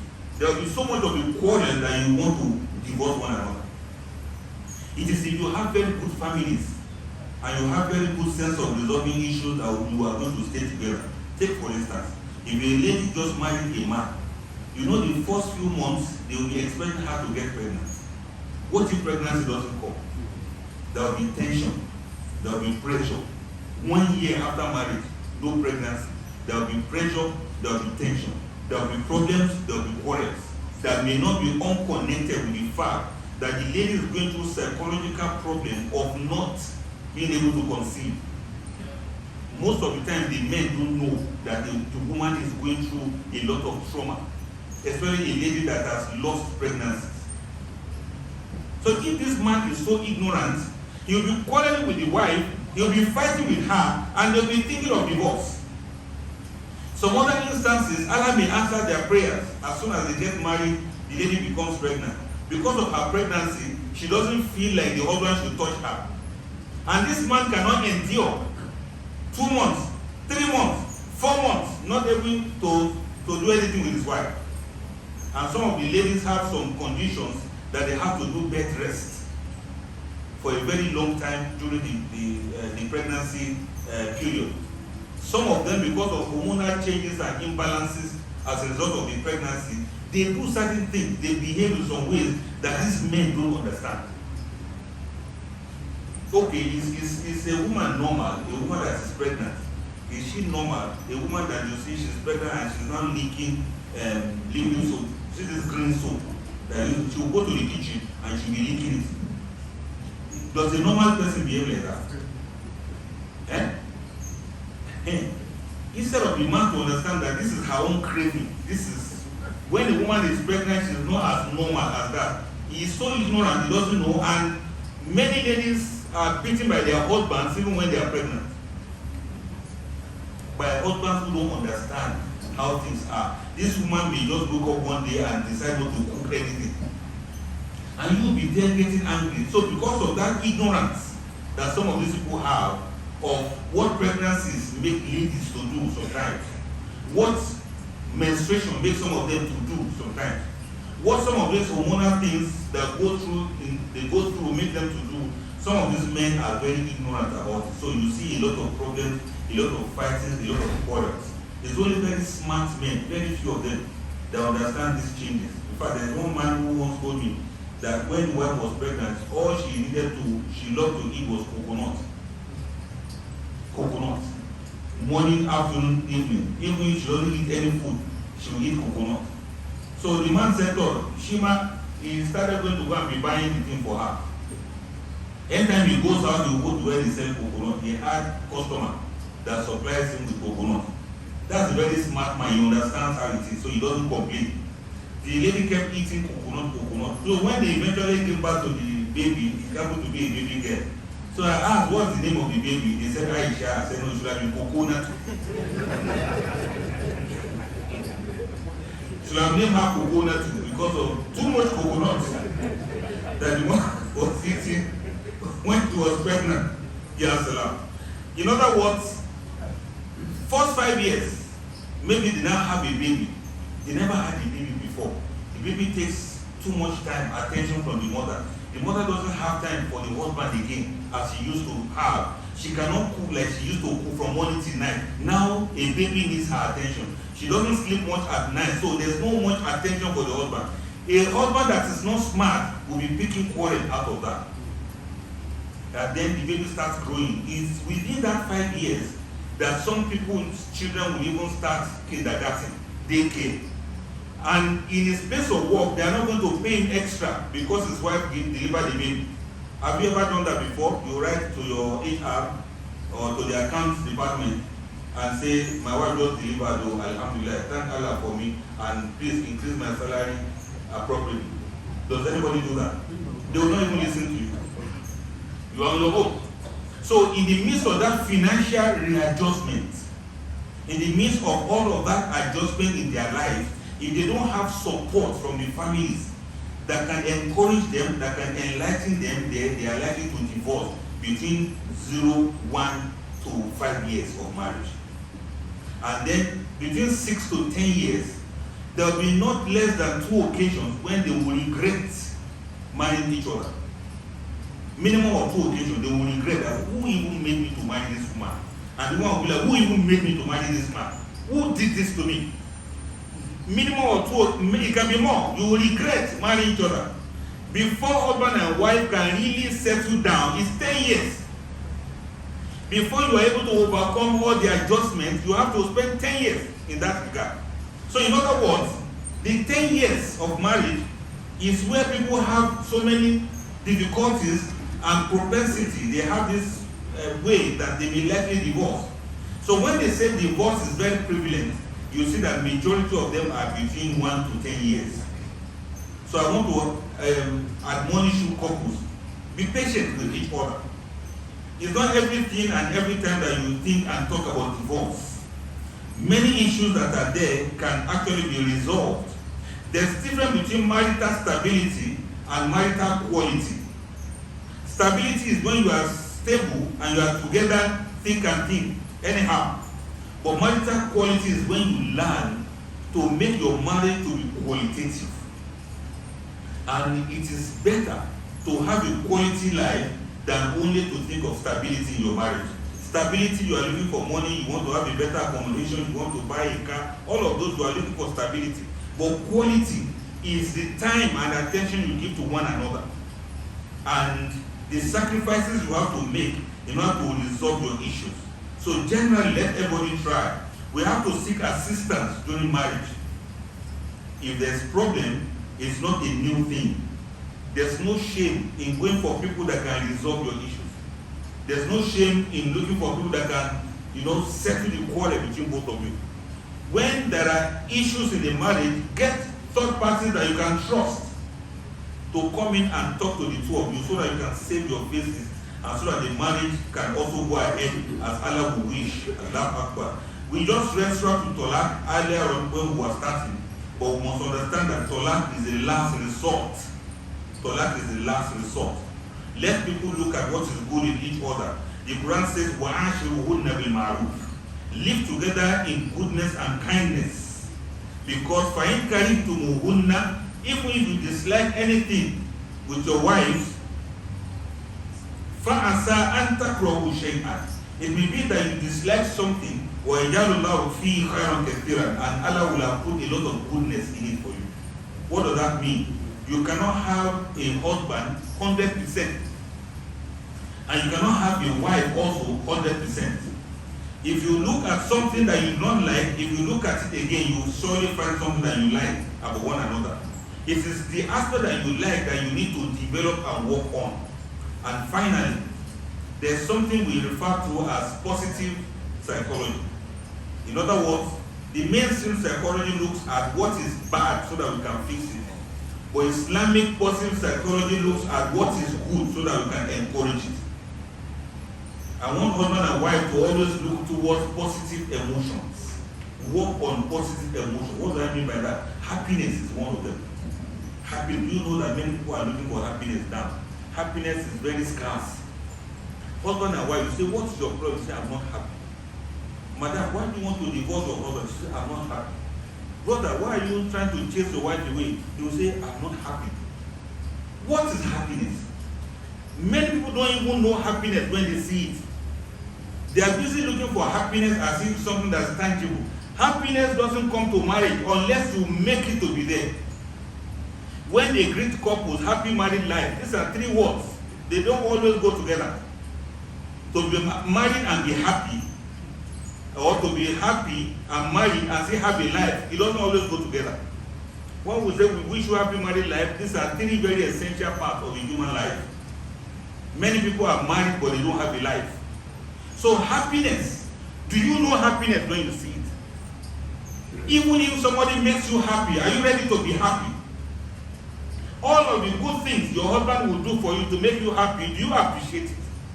Is there any human being that can even ever make you to be happy? Many men, their wives will be laughing and joking and jovial and playful, then they'll be angry. Hey, what's wrong with you? Why are you laughing? Do something like that, why are you laughing? If the lady was laughing and happy before, by the time the man enters like this, she will just keep quiet. Because he doesn't like to see her happy. Mr. Husband, do you see no happiness when you see one? You have a wife that's doing ibadah and doing because of certain fault she has, then you are not happy. And the same thing with the woman too. What else do you want? So happiness, you have to make happiness. Cultivate things that can bring happiness. Among the symptoms of happiness is laughter. Husband and wife, do you even crack jokes? Eh? Do you laugh to the extent that you even tap each other's hand, taps like that after laughter? When was the last time you made each other to laugh such that your ribs was aching you? When was the last time your wife remembered something, a joke you cracked, and she started laughing all on her own? If you are not doing that or you are not able to do that, then you need therapy. You are not normal. Other people will be happy around you, only you will not be happy. You have mental problem. Look, don't take this thing for a joke. Many people really have mental problem because nothing in this world can ever make you happy. Why? So it's not divorce that's the problem, it is happiness that you need.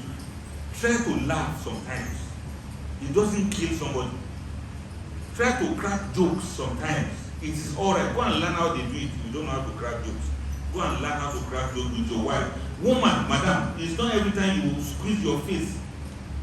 Your husband will come in and she will just squeeze the whole of her face as if somebody forced her to eat cockroach. That's how she will squeeze the whole of her face like this. She doesn't smile, she doesn't laugh, she doesn't crack jokes, she doesn't, even if she's going to laugh, master, the laughter is somewhere. She doesn't laugh like a normal woman. Who's will be laugh? Many men are suffering from.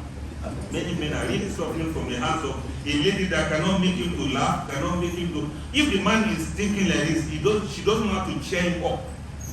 You know, sometimes some women will just be like, why are you frown like that? Oh yeah, do this one. Okay, let's do this one.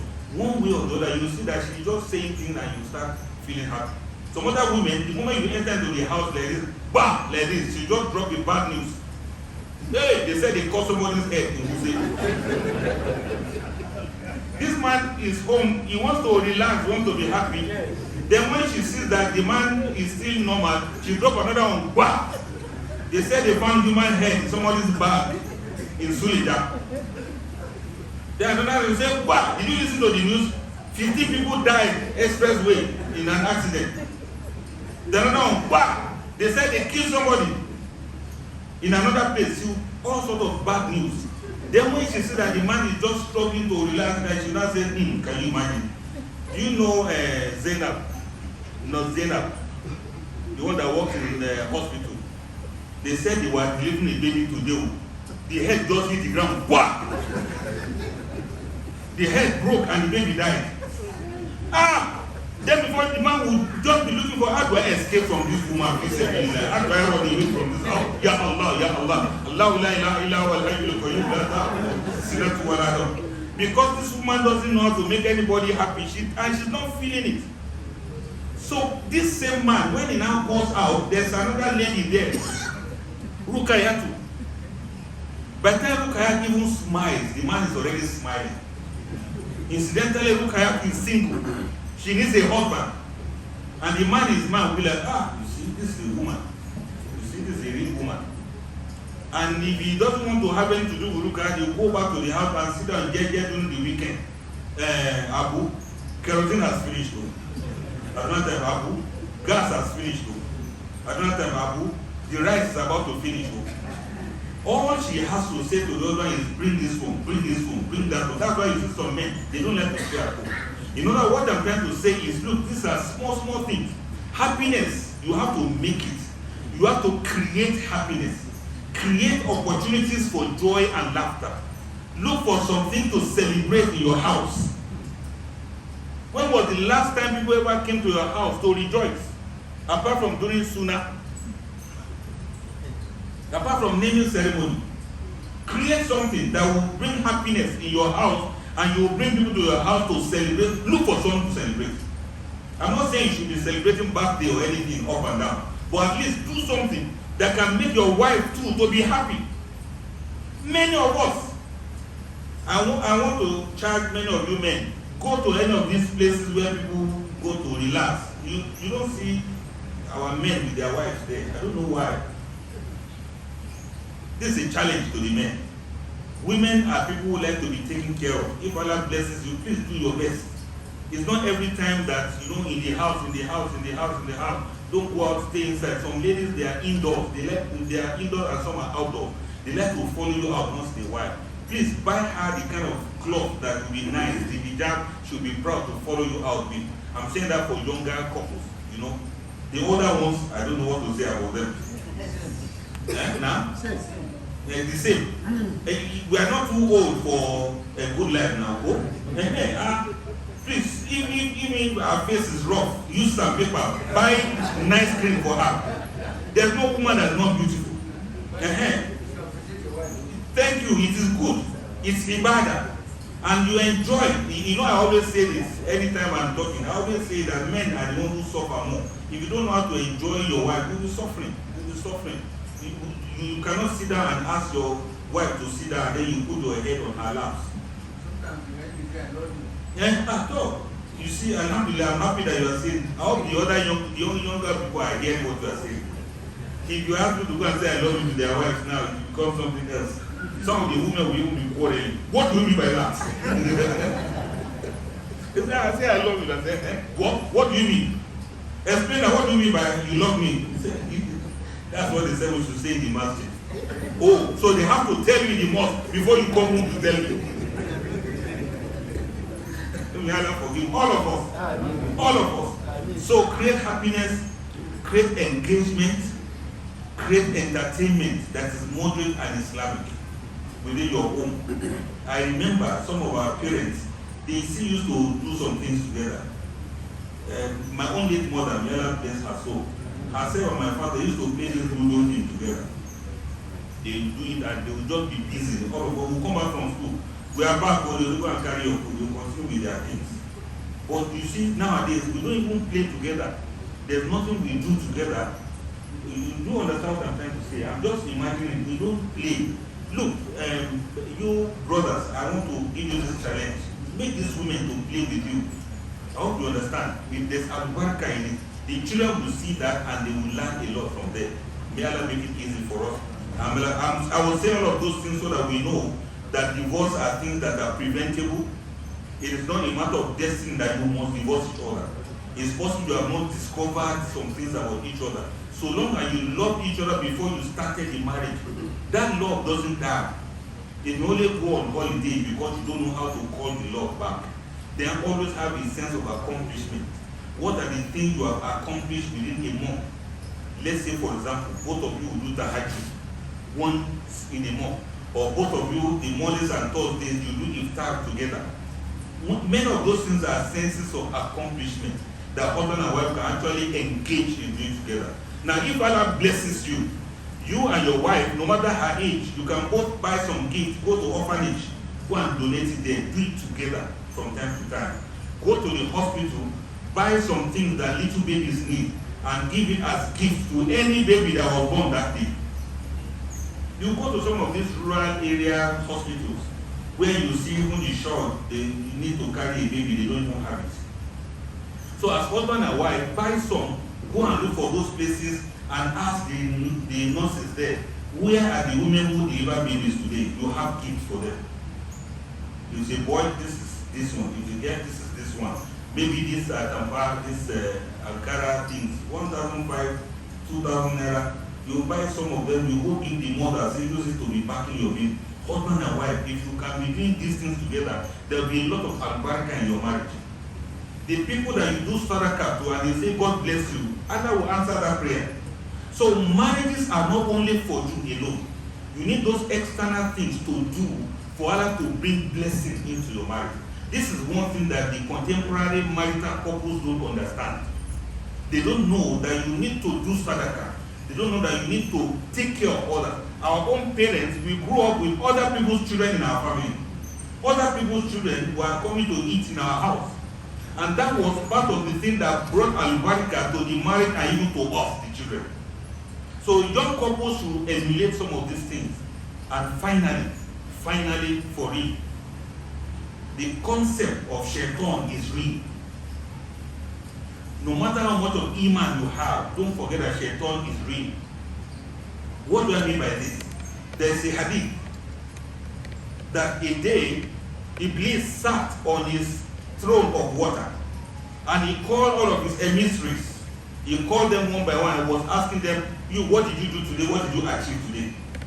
And each of them was saying, there are two brothers, they loved each other, I made them to fight and quarrel. Shaitan will say, you have not done anything. What if you reconcile? Another one will say, look, there is this person, is an habit, he worships Allah, but I made him to commit sin. Shaitan will say, you have not done anything. What if he repents? And now will say, there are these couples, I follow them, I put nusk into their heads. I made them, I incited them against each other until they divorce each other. Shaitan will say, come closer here, near my hand. You have done the best. Because once they separate, you have destroyed their family, you have destroyed their children, you have destroyed the extended family. The enmity will be between them from now till the day of judgment. So please, Shaitan is real. Don't give room to Shaitan. No matter how sweet a marriage is, Shaitan is looking for sweet marriages to spoil. And you should be smart about that. Don't let your own marriage be part of the statistics of divorce cases. Find ways of resisting it, find ways of refusing it, and find ways of repelling Shaitan away from your family.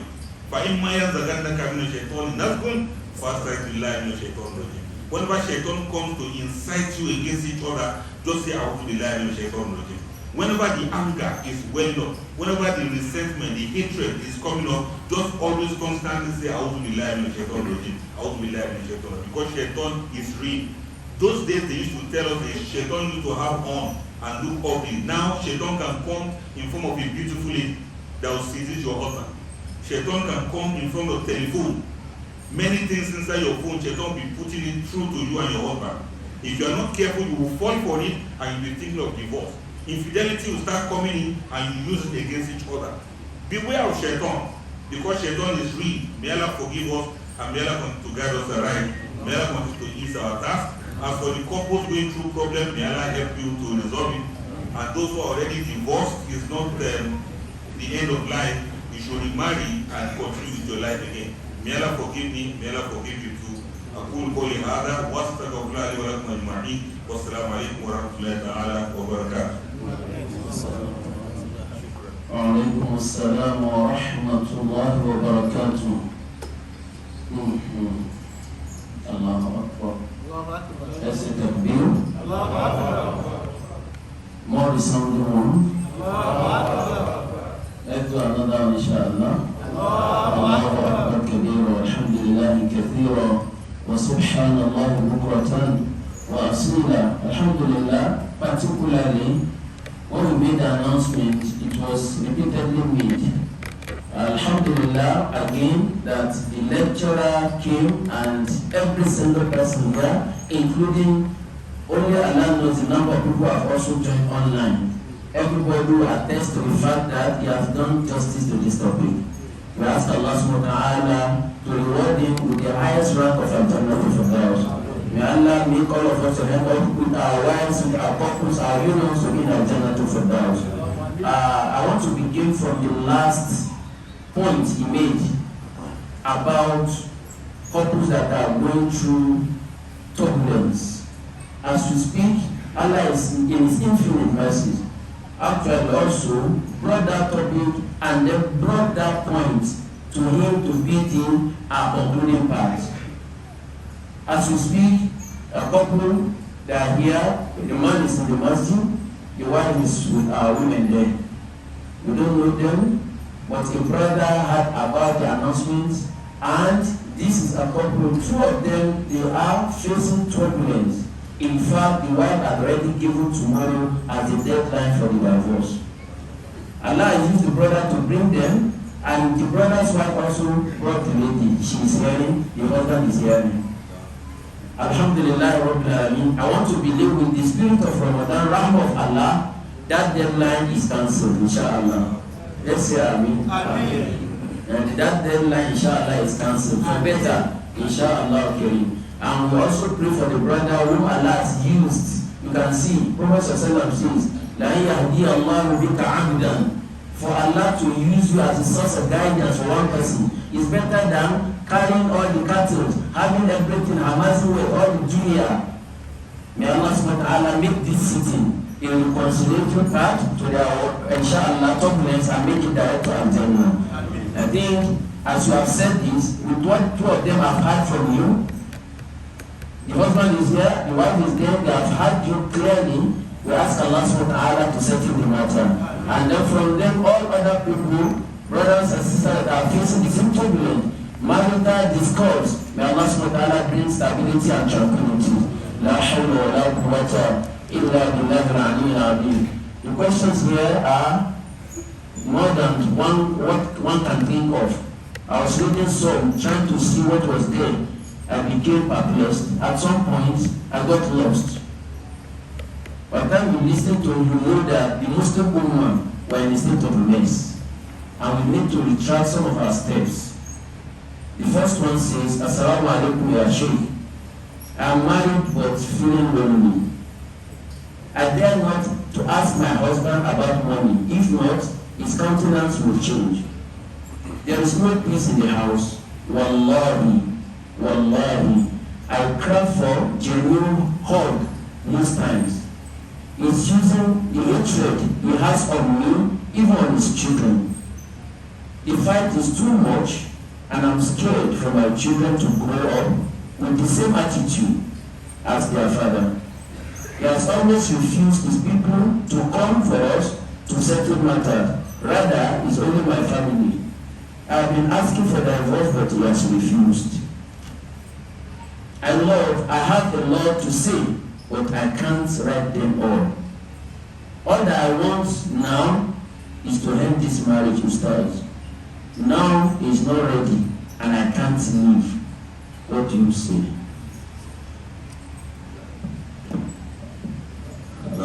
That's a very touching situation. There's a lot that can still be done. It's not too late. It's possible that people have never really started that. We also need to know how many years have they been married, how many children they have, and so many other conditions of theirs like that. So I want to give my number to this person who is asking this question, so that she can chat me up on WhatsApp. This is my WhatsApp number. It's my personal WhatsApp number, and no other person reads apart from. So Imam will call the number when it's time, so that the person, because it is here that the person asking the question, just say, this is me from Scientech Boram or something like that. I will remember very well. So that I will need to ask her a lot of questions, and we have to find ways of meeting the husband and talking to him. If Allah wills, he may likely listen to what we have to say. Or at least the provision of Sharia is that Fatu Hakamin min Ahliya wa Hakaman min Ahli wa Hakaman min Ahliya in yurida Islahan wa fiqillahu bainahuma. Wa imra'atan khafat min ba'liya nushuzun ay i'radan fala junaha alayhima an yusliha bainahuma sulhan wa sulhu. So we'll do that sulhu. Let's make attempt for the sulhu before she makes up her mind whether she wants to stay or she wants to leave. One good thing I can guarantee is once we follow the Sharia, the way the Sharia lays it down, if it is going to be yes, Allah will guide you that this is what to do. If it's going to be no, Allah will show you the way of what to do. Because whoever fears Allah and you follow Allah's injunction, Allah will surely give you a way out. Inshallah. Jazakumullah khair. I want to speak in minds of others. Coming from the questions, it might not be the only person that will get in touch with you. Let me read out the number first. 080-3234-6721. 080-3234-6721. Inshallah. WhatsApp only. Inshallah. Once again, 080-3234-6721. Another person, Assalamu alaikum wa rahmatullahi wa barakatuh. My husband does not care for me and my children. He prefers his other children and his niece that is staying with us. I'm pained and bitter about all his attitudes from day one. All I wanted is divorce. There is no love between us, and it is obvious that he hates me. let me say the same thing to this person. You know, it is very easy when you hear this kind of thing, Imam. It's very easy, it can be very disheartening, you feel very bad, you feel pain when you hear this kind of thing. But you know, part of our training is that we must hear from the other side. We must hear from the other, we must give him an opportunity to explain himself or to defend himself or to realize that this is exactly what the wife is feeling. Some men don't even have any idea that you are feeling like this. Because I've seen a case like that, the woman say he neglects me, he doesn't do so. She said all of those things, and truly, the man actually neglected her. But the neglect came as a result of the man struggling to complete a house, struggling to pay the medical bills of the woman's mother, and struggling to do a whole lot of things. He was facing problems in his place of work also. And this woman is not ready to discuss any of these things with him. She only wants to discuss what she wants, what she needs, what she wants, what she needs. At the point the man got tired and said, don't even tell me anything, I don't want to hear anymore. And for a while, they started keeping malice and they were going apart from each other. So sometimes if you hear that somebody cut the mother's head, before you kill him, you should ask him what happened. If he explains himself, you may not kill him again. So I'm saying that it is good if we hear from the other side. That's why I want these people, these ladies to, let's chat on WhatsApp and we ask some questions, and if Allah wills, we can have audience with the husband. Just to be fair, inshallah. Assalamu alaikum. My question goes, it's sadly that nowadays, Muslim society or Muslim Ummah, some marry for the accumulation of wealth. And Prophet was said to have said, the best nikah is the one less expensive. But today, why is it that we are having flamboyant ceremony up and down, yet the nikahs are not lasting? The what will you say about law of celibacy, those who don't even want to get married? The grants were Rabbaniyat al-Ladhi يتبعوا ما كتبنا عليهم إلى ابتغاء رضوان الله فما رعوها حق رعايتها. There's no celibacy in Islam. That's summary of that verse. 3 people went to the Prophet's house, they didn't meet him, they met Aisha anha, and each of them said, one of them said, I will not marry, another said, I will continue to fast, another said, I will continue to do the hajj day and night. And the Prophet said, look, call them back, tell them that I marry, I eat, and I also sleep. Anybody who should turn away from a sunnah, or how the Prophet put it? Anybody should turn away from a sunnah is not part of it. So there's no celibacy. That's number one. I think the first aspect of it was About flamboyance. about flamboyant with the فَلْيُنْفِقْ سَاعَةٍ مِنْ سَاعَتِهِ. There's no sin. The Quran says, let people have, let them spend from what they have.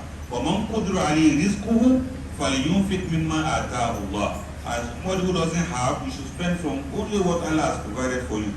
Allah has not imposed some things on people. If some people have the money and they decide to spend it for their wedding and the car, no problem. The only problem is if you don't have it and you want to copy them.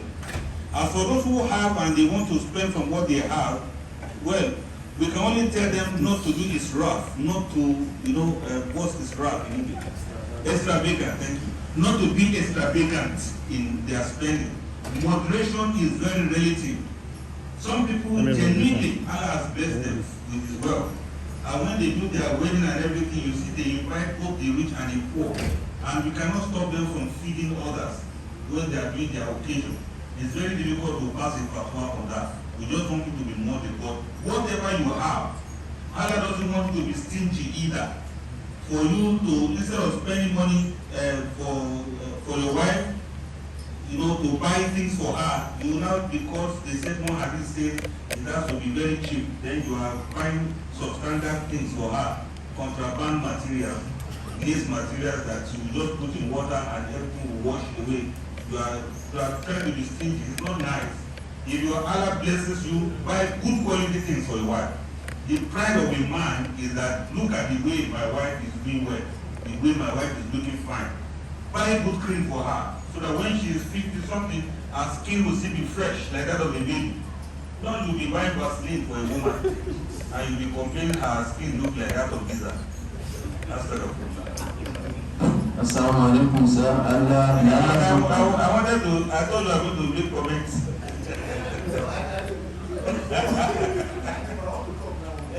I was saying that because of you. You will not talk now. Okay. And if you went up again, you will not talk today. Assalamu alaikum, sir. May Allah bless you for today's lecture. A whole lot of all you spoke about is really the pattern of several homes today, especially Muslim homes. So many women have been reduced to less or nothing, and as such, the women have vowed to stay in the nikah, devoid of betrayals, even sinner, done to her face sexually. Now such woman has decided to focus on her kids, career, and assume the man is just there, but never wish to commit sinner. I see a broken woman trying to be strong. What can you say to her, sir?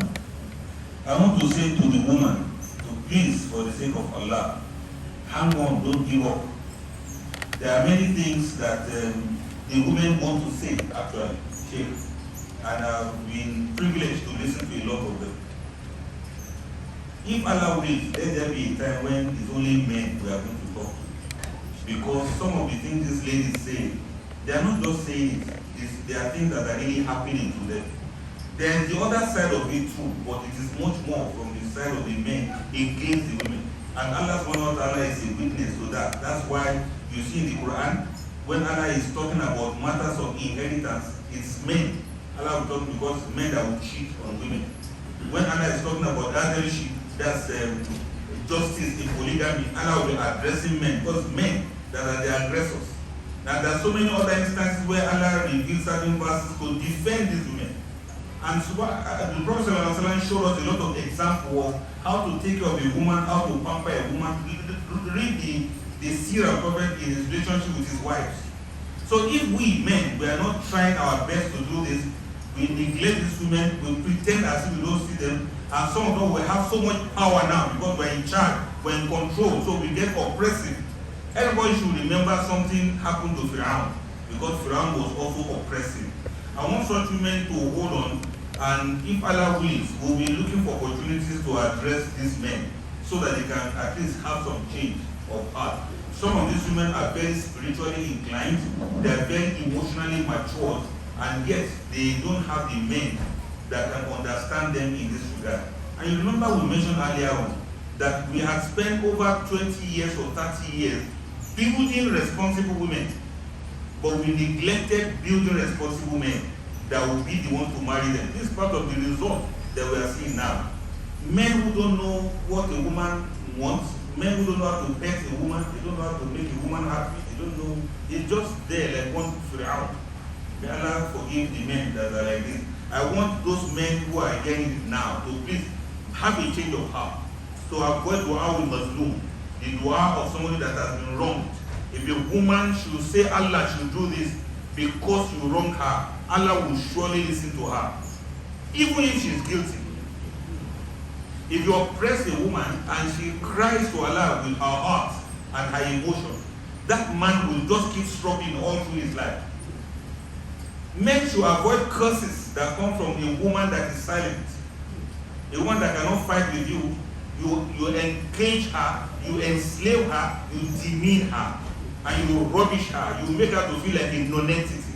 Such a man, that woman doesn't need to even say anything before Allah will do what he will do.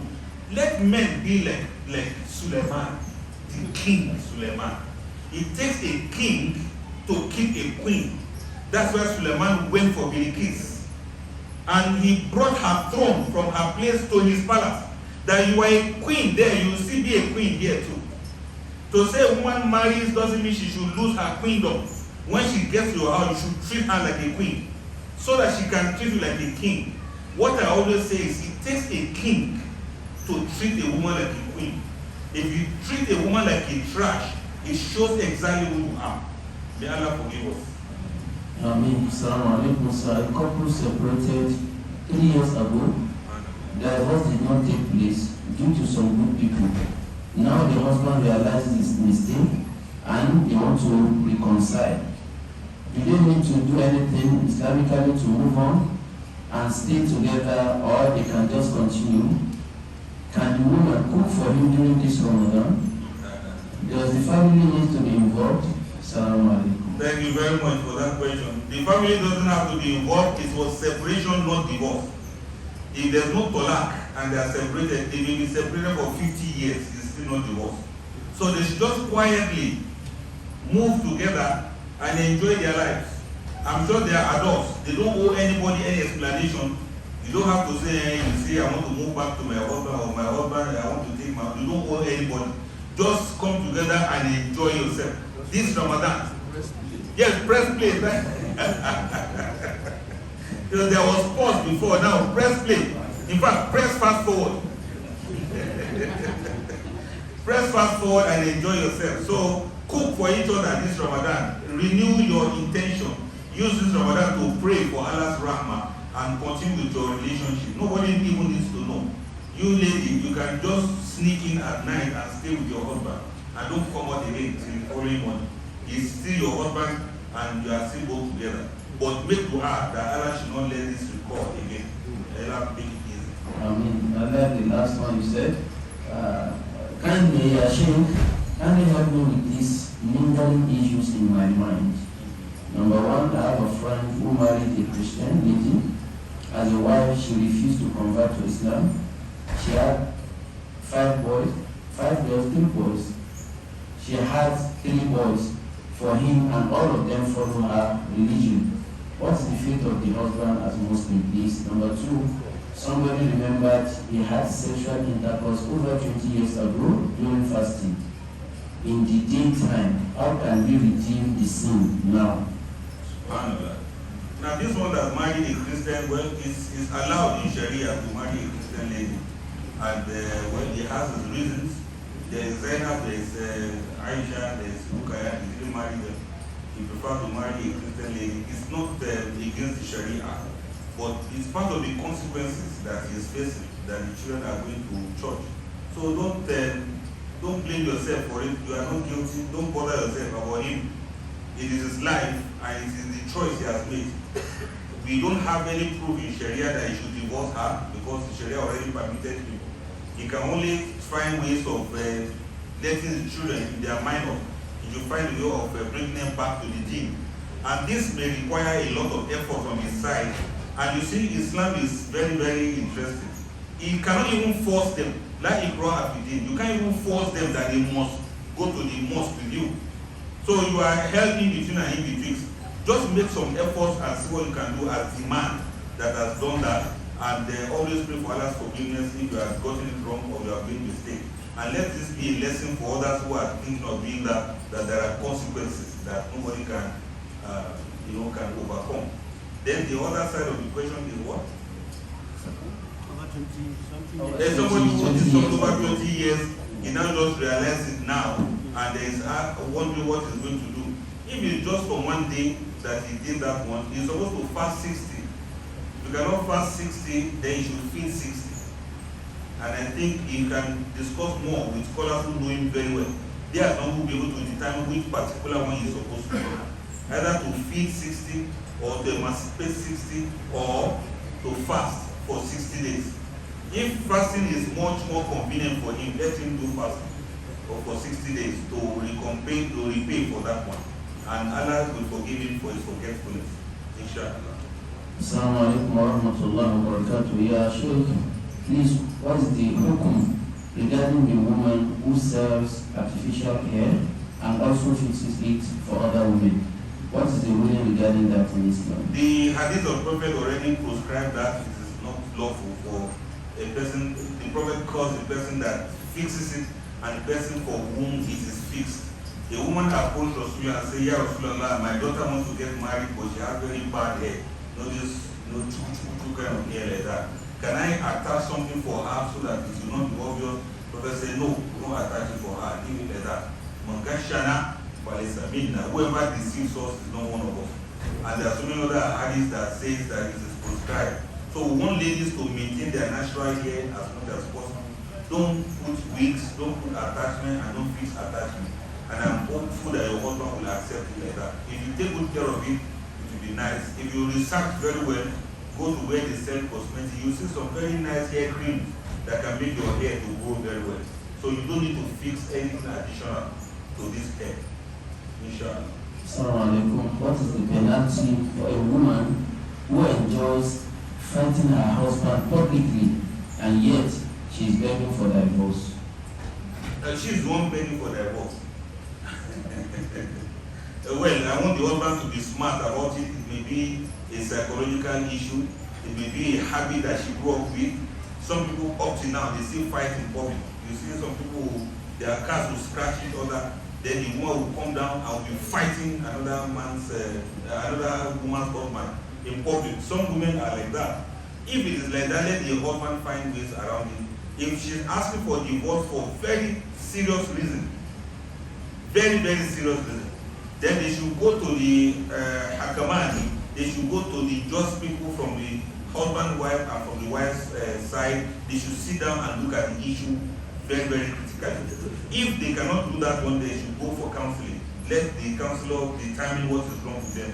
Sometimes when people come in and they want to do counseling, Allah has a way of, when Allah says, "Wafiqillahu bainahuma," whether it's Fulahan, Wafiqillahu bainahuma, that tawfiq between them, Allah normally let the counselor know the things that is wrong with them and will be able to resolve the matter between them.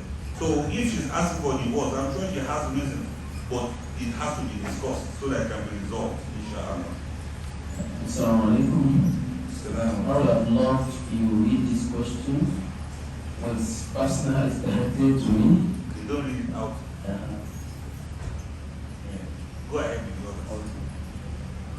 Assalamu alaikum. Is marrying 4 wives sunnah or just permissible in Islam? Is what? Is marrying 4 wives sunnah or just permissible in Islam? It's both. It's both. It's both sunnah, is permissible, and for some men it is wajib. And for some men it's makruh. So it all depends on which is which. Inshallah. So it is both the two.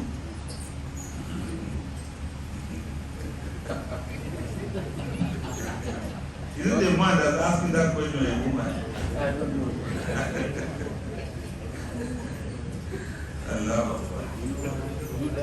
No, this one is for private consumption. Okay. It's for me. Yes. Okay. It is you, I will read it. Oh, Not okay. here. Okay. Assalamu alaikum. Is it right to set certain physical attributes or standards for prospective spouse? What is the ideal courtship duration for intending couples? To set principles, the Quran says, "Fankihu ma tawaba lakum min an-nisa."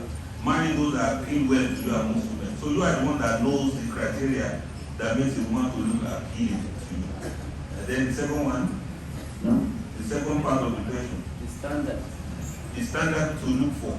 It's in the eyes. Everybody can think of that. But the Prophet said, "Look al mar'a li arba'a." Marry a woman because of 4 qualities, but he emphasized the aspect of deen. So there's no sin if you want to marry a beautiful woman, if you want her to be rich, you want her to be from good families, but ensure that she also has the good deen alongside with it.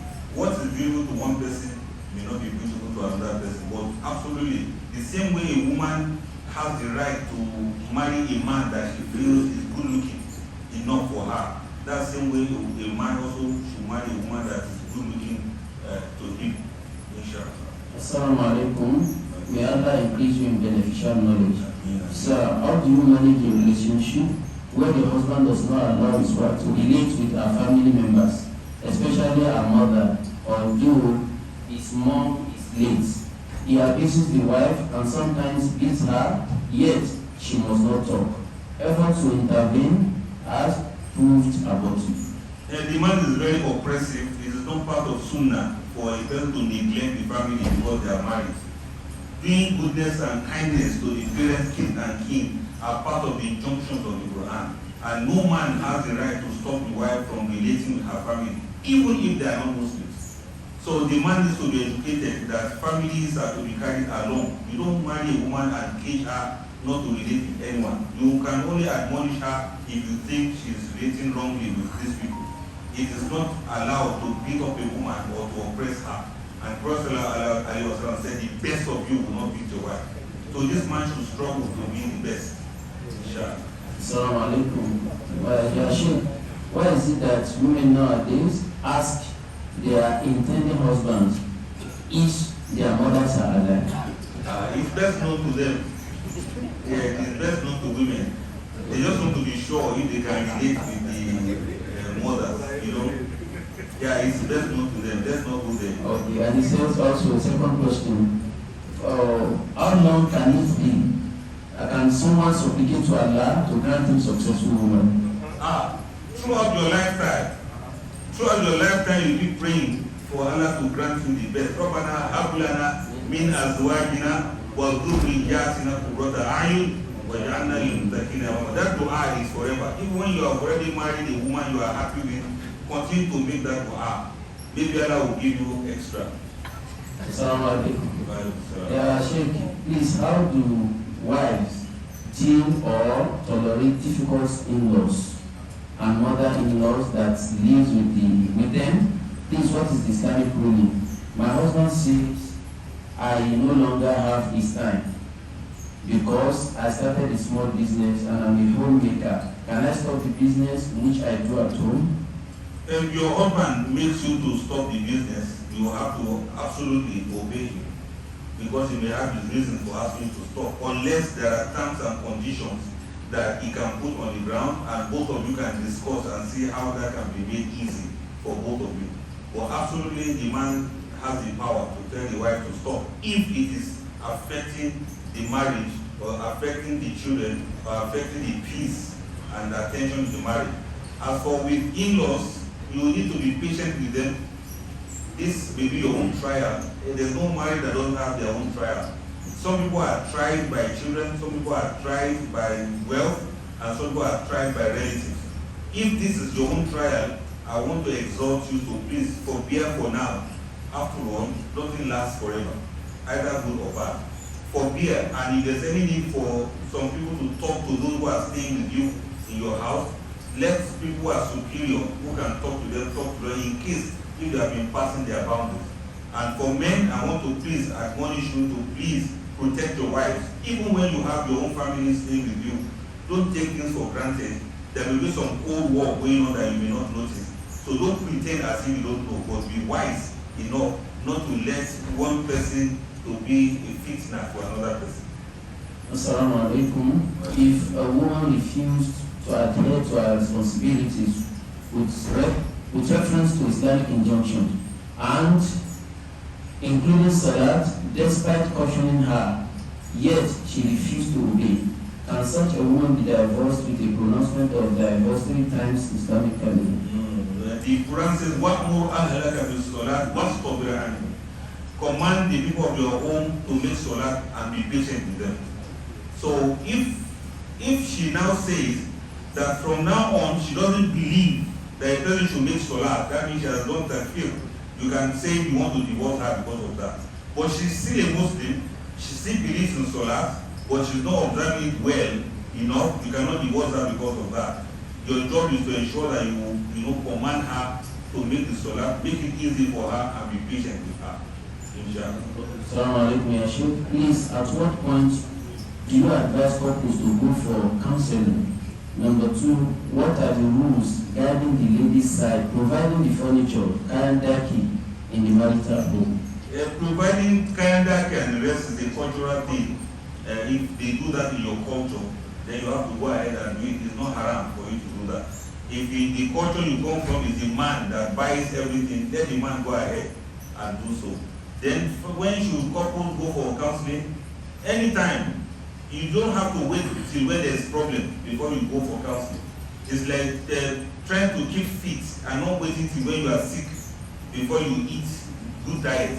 Sometimes people go for counseling and they discover that there are some things that have been doing wrong.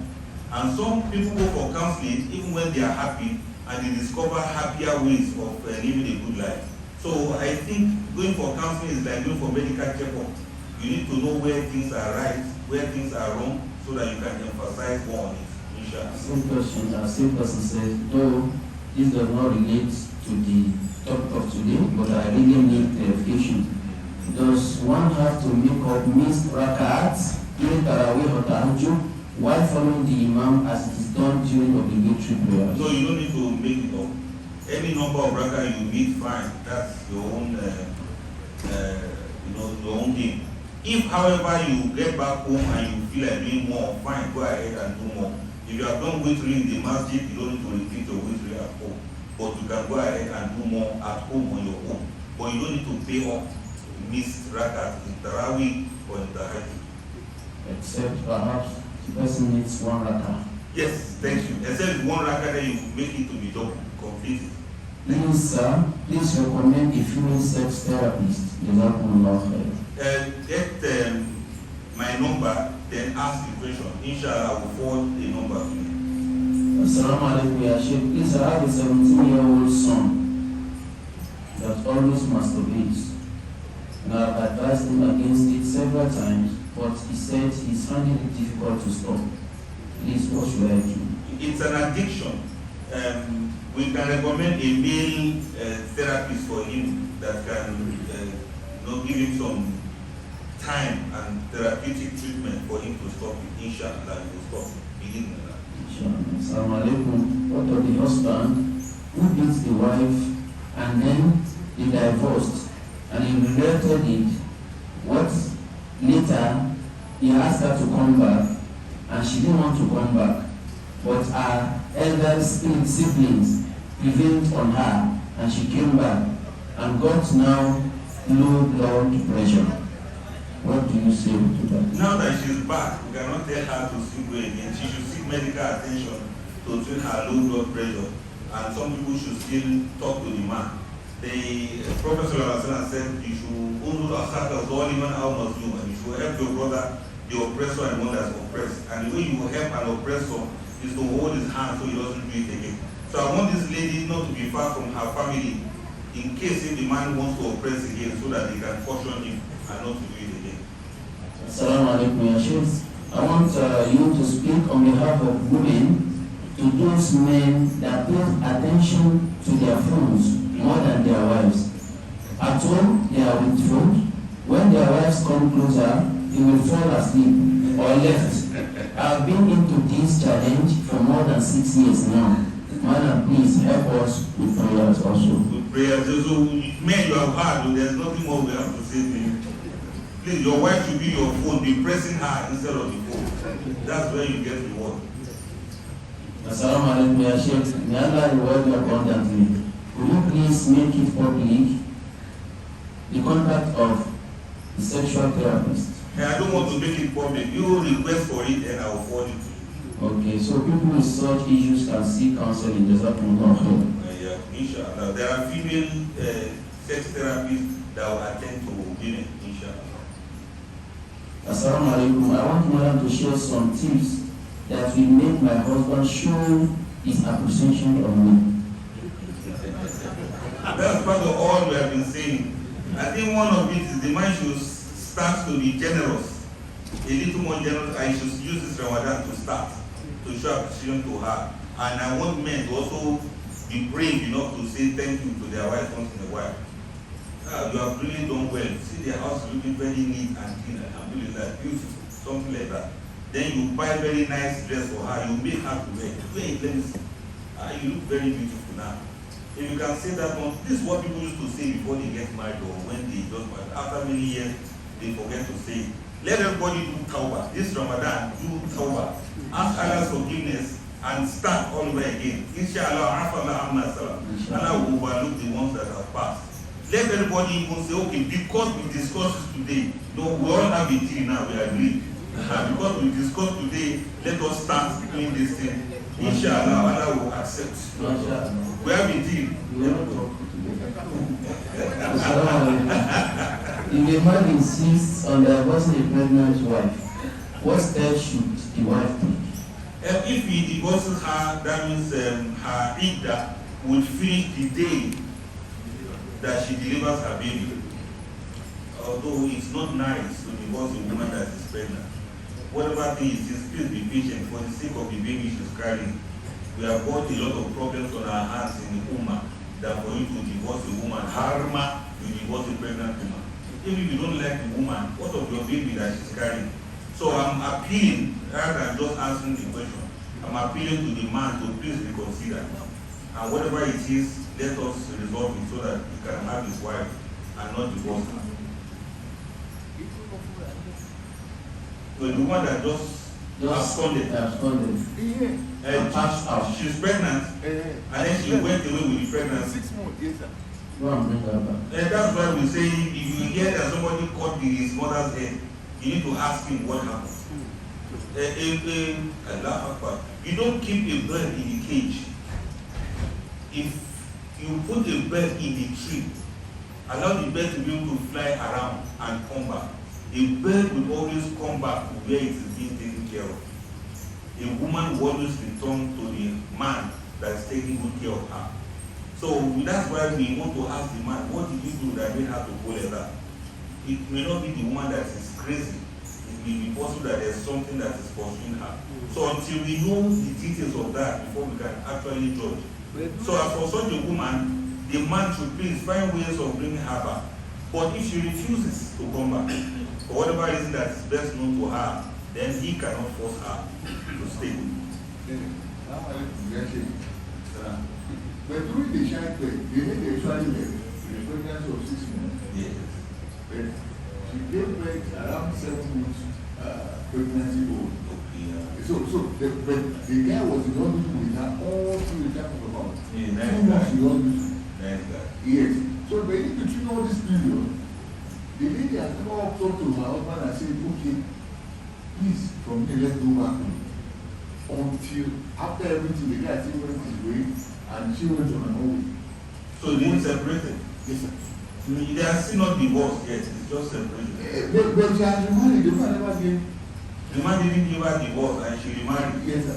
Then you should quickly give her the divorce now, so that she doesn't continue to commit sin. It's possible that the lady didn't want him in the first place. And a strong man doesn't force a woman to stay with him. If a woman wants to go, allow her to be after you have done all your best that is necessary. So let the man be strong. There are many other ladies that will stay, marry another woman and move on with your life. But please pronounce her divorce now, today, and let her hear that you have divorced her so that she don't continue to commit sin wherever she has gone to. This may liken this to how we do. Sometimes some people are just forced. Anyhow, yes. You say something little. But Is it encouraging or discouraging? How are you doing to force a lady, your own daughter, that this is the person you must marry? If you refuse, I will cause on you. It's not, people don't do that again. It's not part of the sunnah, it's not part of our deen. Many men are far away from their daughters until when they are grown enough to marry. Many of you brothers who your daughters play with you as if you are friends, as if you are mates, you know they will not behave to you like that. Many of you are so close to your daughters. I remember one of my daughters who was playing with my beard when she was a baby. She's big to marry now. But we are still very good friends. So it's some fathers have missed it when the children were still small. It's when the daughters now grow old, you're now insisting that this person, look, as a father, you are the first person your daughter to introduce the person she wants to marry to. Daddy, I found someone who wants to marry you. Should I bring you? That's how it's supposed to be. And you will not advise and admonish. But in this regard of forcing a girl to do that, it's not nice. The lady came to Rasulullah and said, Ya Rasulullah, my father wants me to marry a man that I don't like. Do I have the right to refuse? Prophet said, yes, you have the right to refuse. And the girl said, okay, Ya Rasulullah, I will still do what my father said. I only ask this question so that other people can learn. So if the Prophet said, yes, you have the right to refuse, then you can see what is happening. May Allah save us from being enemies of our own daughters. He told me he can take care of me, but he's not. If my husband is on call and I'm coming, he will go outside the room. And any effort to talk to be discountenanced. Then a nasty thing happened during my pregnancy. She even mentioned the name of the baby. Later, that during the pregnancy of so, and another baby was on my back. and this man pushed me out.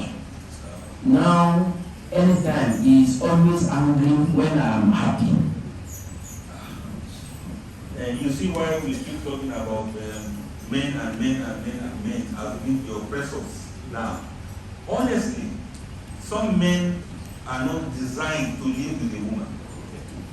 Some men are not wired to live with a woman. We only force them because that's what society wants, that he should marry. Some men are not deserving to be married. And I want to tell fathers now, with the risk of me sounding as if I'm going back on some of my words, don't give your daughters to people that will treat them like that. Please, if your daughter comes to complain, please listen to her and call this man to order rather than tell the lady to be patient. These things are oppressions, and Allah doesn't like oppression. And there's no way we can explain it apart from the fact that Allah hates oppression. Either between the husband to the wife or wife to the husband, it is haram to oppress anyone. Allah himself says he has made oppression haram to himself. So anywhere we see case of oppression, we should hold the hand of the oppressor so he doesn't do it again. A man that does this, pushes a woman and behaves like this, somebody should caution him and call him to order. If it were places where there is Sharia, this is what we always wish we had Sharia, they will take the woman away from him and no woman will ever marry him again. But what do we do? What do we say? The man still needs to be sat down. This is the sulh. The Quran always says, for sulh khair. The sulh that we need to do is to get the man and to treat him. Maybe he has problem. Maybe something's wrong with him. Maybe he didn't grow up to know how to love a woman or show affection to a woman. There may be so many factors. But whatever factor it is, may nobody do that to your own daughter. May nobody treat your daughter that way. That kind of treatment is not acceptable in the Sharia. And somebody should caution the man.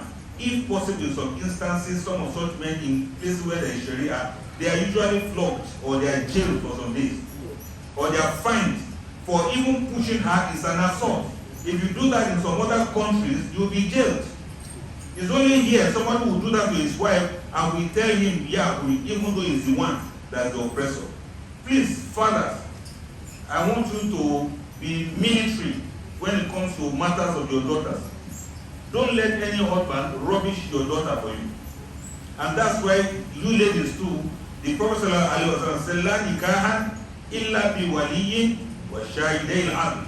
There's no nikah except with a wali and two witnesses. Go and get good wali for yourself.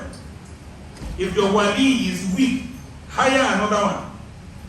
Look for a military general, whether serving or retired. Yes, to be your wali, so that your husband will have somebody that he fears. If not that Allah uses some people to repel the evil of some people, the whole of this world will have been destroyed. So I want you ladies, please get strong wali for yourselves. If you know your husband is abusive and is violent, get a wali that will call him. If he refuses to come, they will carry him, they will jail him. He'll be charged for assault. When he comes out, if he lies, let him say he will not marry you again. To hell with him. If nobody deals with some people and use iron hand, this is how they will be maltreating other people's daughters, and marriage will keep breaking. It's these women that suffer more when there's divorce. Where will she go with 2 children? And some of them have many more children than that. These men don't care at all. Wallahi, if you check their DNA, you trace them to Abi Lahab. And what happened to Abi Lahab? Allah said, Tabba lak. Allah cursed him. So for such men, you don't need to curse them. Just punish them lightly. Let him just do some time off, 2 months in prison, do something like that. Lock him up with hardened criminals so that we'll teach him a lesson. He will not do that to somebody else's daughter again. If we keep doing that when you see some men, they'll take care. They will not behave like wild animals again. If he's crazy, he should go and fight in the barracks now. He should go and touch a woman in the barracks so that they will teach him a lesson. You now oppress a weak woman that cannot raise her hand, that cannot raise her voice, and you went to her parents to say you want to marry her, and they gave her to you in amana, and you cannot keep this amana, and the woman is looking at you like that. We need an ummah that will discipline people. Honestly, we have to make it easy. So get the wali. I recommend a general. Assalamu alaikum. I want to appeal to our sheikh. He's getting sorry, very emotional. I just got angry. I don't want to militarize the so, okay, take it easy. But brothers should fear Allah subhanahu wa ta'ala. We keep saying that, they don't listen. Okay, let's take it easy. Getting the general. Because of Ramadan. No, it's not the school of Ramadan. But if he tries it again, after Ramadan, get the general. You have one general here. I'm saying general. He doesn't carry you guns. No, he won't, but they know what to do. Okay. So, assalamu alaikum. We've had a very well spent time, but the question comes from people watching online. Some part of it has been addressed, but this particular point needs to be emphasized on about forced marriage. Assalamu alaikum. You talked about it, but this particular reference here, while some parents insist that one must bring a lot from their own language, culture, this and that. At the end of the day, sisters are spending years, brothers are spending years, trying to have somebody under compatibility. Yet, what can you say on that? If a parent is insisting that you, I don't know how it got to be like this. Before now, his parents were telling him for husbands for their daughters. But people don't do that anymore. Yeah, it's the parents who look for husband. They look for homes. They look for responsible men. And what they recommend for their daughters will accept because the daughters trust in father's judgment. But if a parent is not ready to do that for the daughter, then you may not be able to insist too much.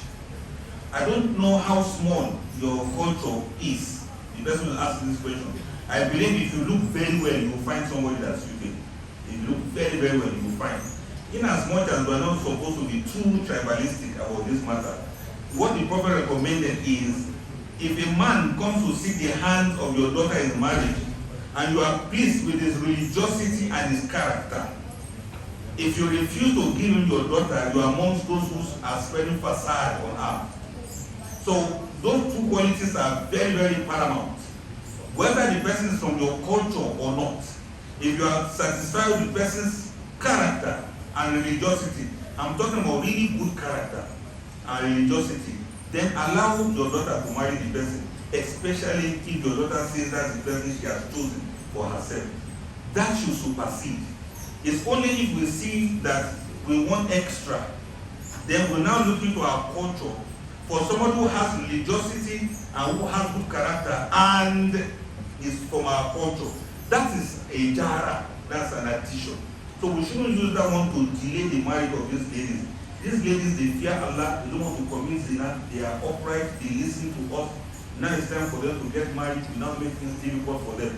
It's not nice to do that. If you must insist that she must marry from your culture, at least get her like 50 men that she can choose from. 50. Get their data, you have to do the job now as a father, you have to do the job. Get 50, let her be looking at them one by one and be saying, I prefer this one, I prefer this one. It is then you have more to talk. You can't just tell your daughter, go and bring a husband. Who does that? Is she going to write signboard? Vacancy, vacancy, vacancy.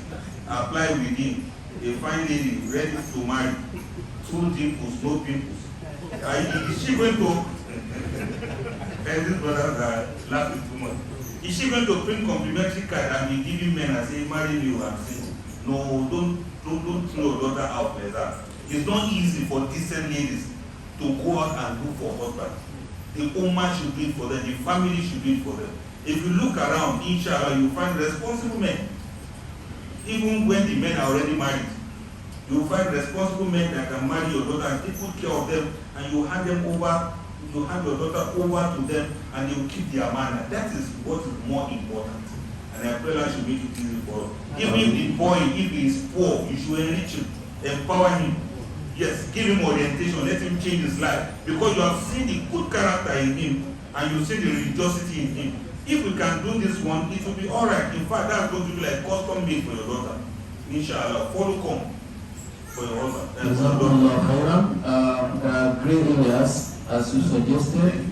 Inshallah, after Ramadan, we will have a time specially for men, and then also another time for women separately.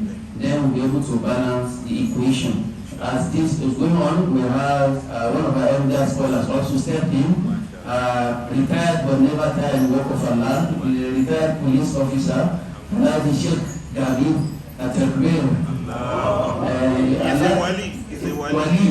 I had it from what I know is that the police headquarters today was one of the few ones that Allah used to lay the foundation of the masjid there. And every now and then, anytime he is within Abuja, he tries to come and say salam to us. You are most welcome. Jazakumullah khairan.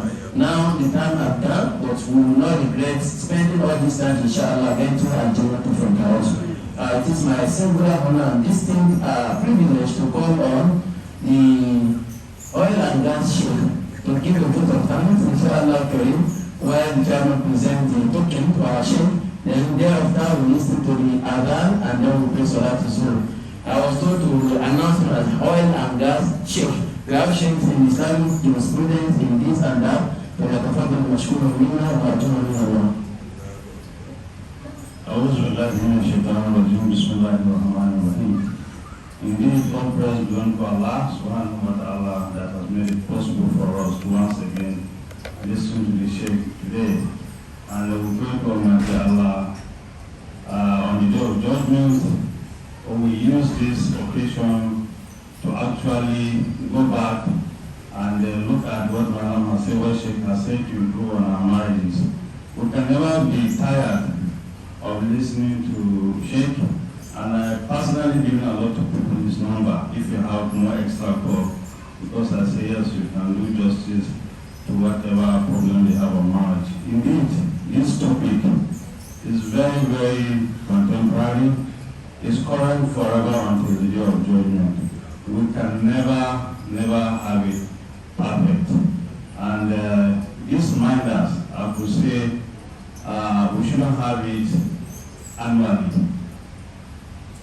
We should have it now and then, probably monthly, if the Sheikh can spare the time to come and talk to us, especially men. Because it means what it seems that men are so guilty, because all the questions are coming from women. So probably when you come regularly, you hear from the men. And Sheikh, we sincerely thank you for your time, and may Allah reward you abundantly. May Allah give your daughters the best of husband and all of us too. And may Allah continue to guide our marriages. May this day and all what we hear today be used for us in the day of judgment, not a puja against us.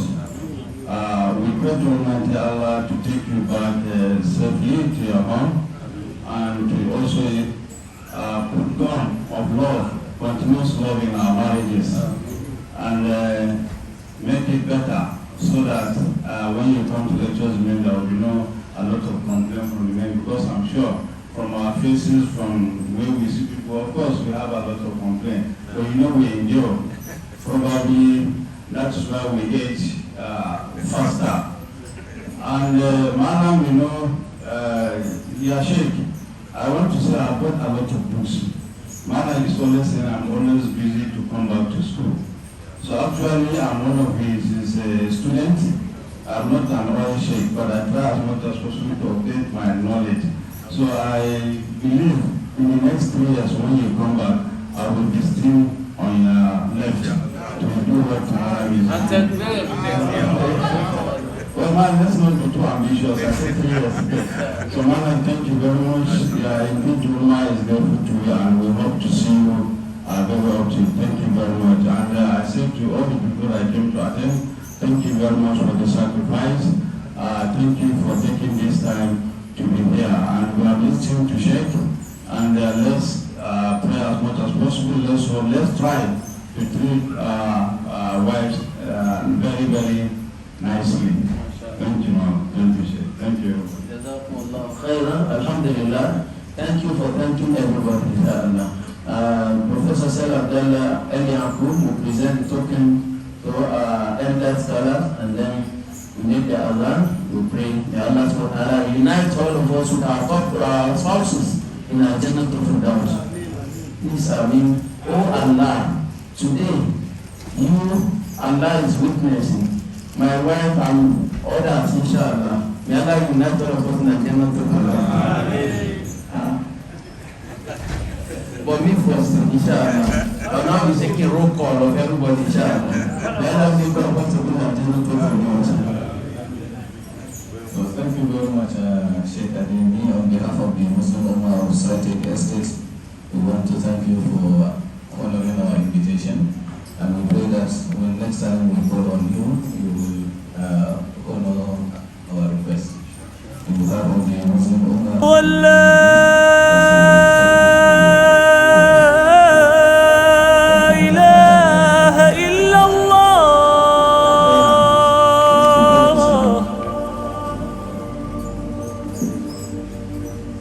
أشهد أن لا إله إلا الله